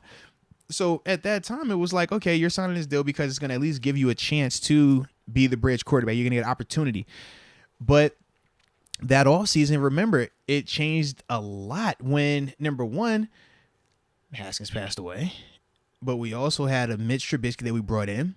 Remember that? And then from there, we went ahead and drafted Kenny. It's just like, man, so when we're looking at Mason and the $5 million, you're not looking at Mason and saying, well, hey, man, your $5 million is so much more money than what Mitch Trubisky is making. So you don't have to give him that opportunity. When you talk about his $5 million that he was going to make versus Kenny Pickett being the first-round draft pick in this year's draft, you're not playing $5 million over your first-round draft pick from this year. So at the time, though, they didn't know you were going to have a Mitch Trubisky. They didn't know they were going to have a Kenny Pickett. They didn't know, Haskins was going to pass away. So I do think at that time when they signed him to the deal, it was more so, man, we know he's been here. It's a familiarity there, very similar to when we re-signed Landry when he was here. And it was like, yo, we got you. This will give you an opportunity. It's a dollar amount that we're comfortable with, that you're not going to be tripping on if you are the backup. But if you are the starter, at least you're not going to be making, rookie minimum money either. You're going to be having at least some M's in your pocket. So I think that was the biggest reason why they re-signed him. But I don't think the intent was for them to necessarily hose him or not play him. I just think because of how everything just kind of played out, forcing the timing of it, that's why Mason has kind of like fallen through those cracks. If Mason was drafted this year versus when he came into the league with Ben, I think it's a different conversation. But when you get drafted and Ben's the quarterback here, you were never going to beat out Ben. You were never going to get that opportunity from Ben. And then as it played out, he didn't get that next opportunity that he thought he was going to get. And when he played in the preseason, at times he looked good, but at times it wasn't so good. Now, we know context is there, but at the end of the day, when you're just cutting it down, we said, what if it's even, you go with the youth. And at times, it didn't take long for Kenny to catch up to where Mason was in certain elements, even to the point where he surpassed him on the depth chart. And we were like, man, it makes sense. I get it. So, yeah, like I said, I don't think they did it with the intent on hosing Mason. I just think that it was just, he was a casualty in this, this roster research or this roster situation, man. Fish momentum. Deke, keep faith. Steelers got this. You heard him. That's all you have right now. That's all you have. That's all you have and that's all you need. There's a chance. That's all you have and that's all you need. Could be up to 5% chance if we went out. You never know. Mm-hmm. Fish momentum. Ambition and Radio Tokyo live. 12/23. Uh-oh. Uh-oh. Coming soon, baby. Coming soon. Also says, would our season be different if Mason started? Obviously, it's a potential for that. It's just one of them things. Like, it's funny, man, because some people, they do feel like Mason is the best quarterback on the roster or would have given him the best chance. Like, some people really feel like that. I just look at it as, unfortunately, we will never know. I wish we could definitively say, because, I could defend anybody. Now, if you need me to make a case for Mason, I can make a case for Mason. I got your back, official momentum. You know how I roll. But, yeah, we just don't know right now, baby. Richard Hunt, need a veteran voice on offense. Jarvis Landry. We've been saying a veteran voice. Me and Deke are kind of not on the Jarvis Landry. I just think he's overrated. He's always been overrated. Yeah. But he's not a bad leader. I love his leadership, but yeah, I don't think the price tag that's going to come with the pay, or excuse me, that's going to come with the play and the productivity is going to really be what we want. And hasn't he been hurt a lot this down in New Orleans? He's down with the Saints. Yeah, he's been banged up down there as well, man. So, or not banged up, a little banged up. Yeah, he been getting banged up. Yeah. So I don't know what his stats are this year. I'd have to look, man. If you got him for cheap, fine. If it's cheap, I don't care. But typically he don't sign for cheap. Typically he costs a little bit. At least that's what it's been for him. So Deontay's getting up there though right now. In age or what? Yeah, in terms of like being a leader or just like a presence. Oh, and that. Do we really need a Jarvis Landry? You think Deontay's the same type of leader as a Jarvis Landry?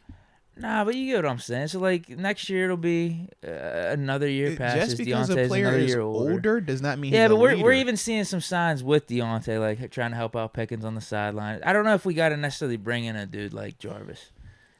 You don't have to, but how many times have we talked about learning to win? How many times have we talked about learning to be a leader, to grow through these moments, the adversity, right? How to respond and all that stuff. Deontay is still very much figuring that out. Remember, it was a point in time earlier this season where he was, getting ready to go at it with media people. And then he retracted it, right? That's growing. That's maturity. But at the same time, we could also see where it's like we're pointing to the growth because at the same time, we're looking at you like, bro, why would you even respond to them people like that? I just wonder, though, if you're just bringing Landry in there, I guess to be a presence, but like I just don't feel like Deontay is going to be looking at him and be like, oh, man, you're my mentor now. Because he's going to be, what, 27? Yeah. Been in the league for a while. Have more success than Jarvis? I look at it like this. If you're looking for a person to come in and mentor the wide receiver group, you have to go a certain way with that. You either have to bring in a crazy talent or a guy that is like Julio in the sense of Julio in Tampa right now, right? Julio in Tampa is not Julio from the Atlanta Falcons. But when Julio speaks to them boys in Tampa, you don't think they listening? Of course they're going to listen because of what? How stamped he is. It's solidified. It's above reproach. Yeah. So I don't like the Jarvis Landry element because of what Deke specifically brought up. It's hard if you're a Deontay to listen to a Jarvis Landry on career. How even Pickens. Yeah, but if you're Pickens, why would you listen to Deontay? You catch my drift? So that's on the team though. Nah. You just said George Pickens, right? Same concept. Why would he listen to Deontay then? Nah, but my teammate.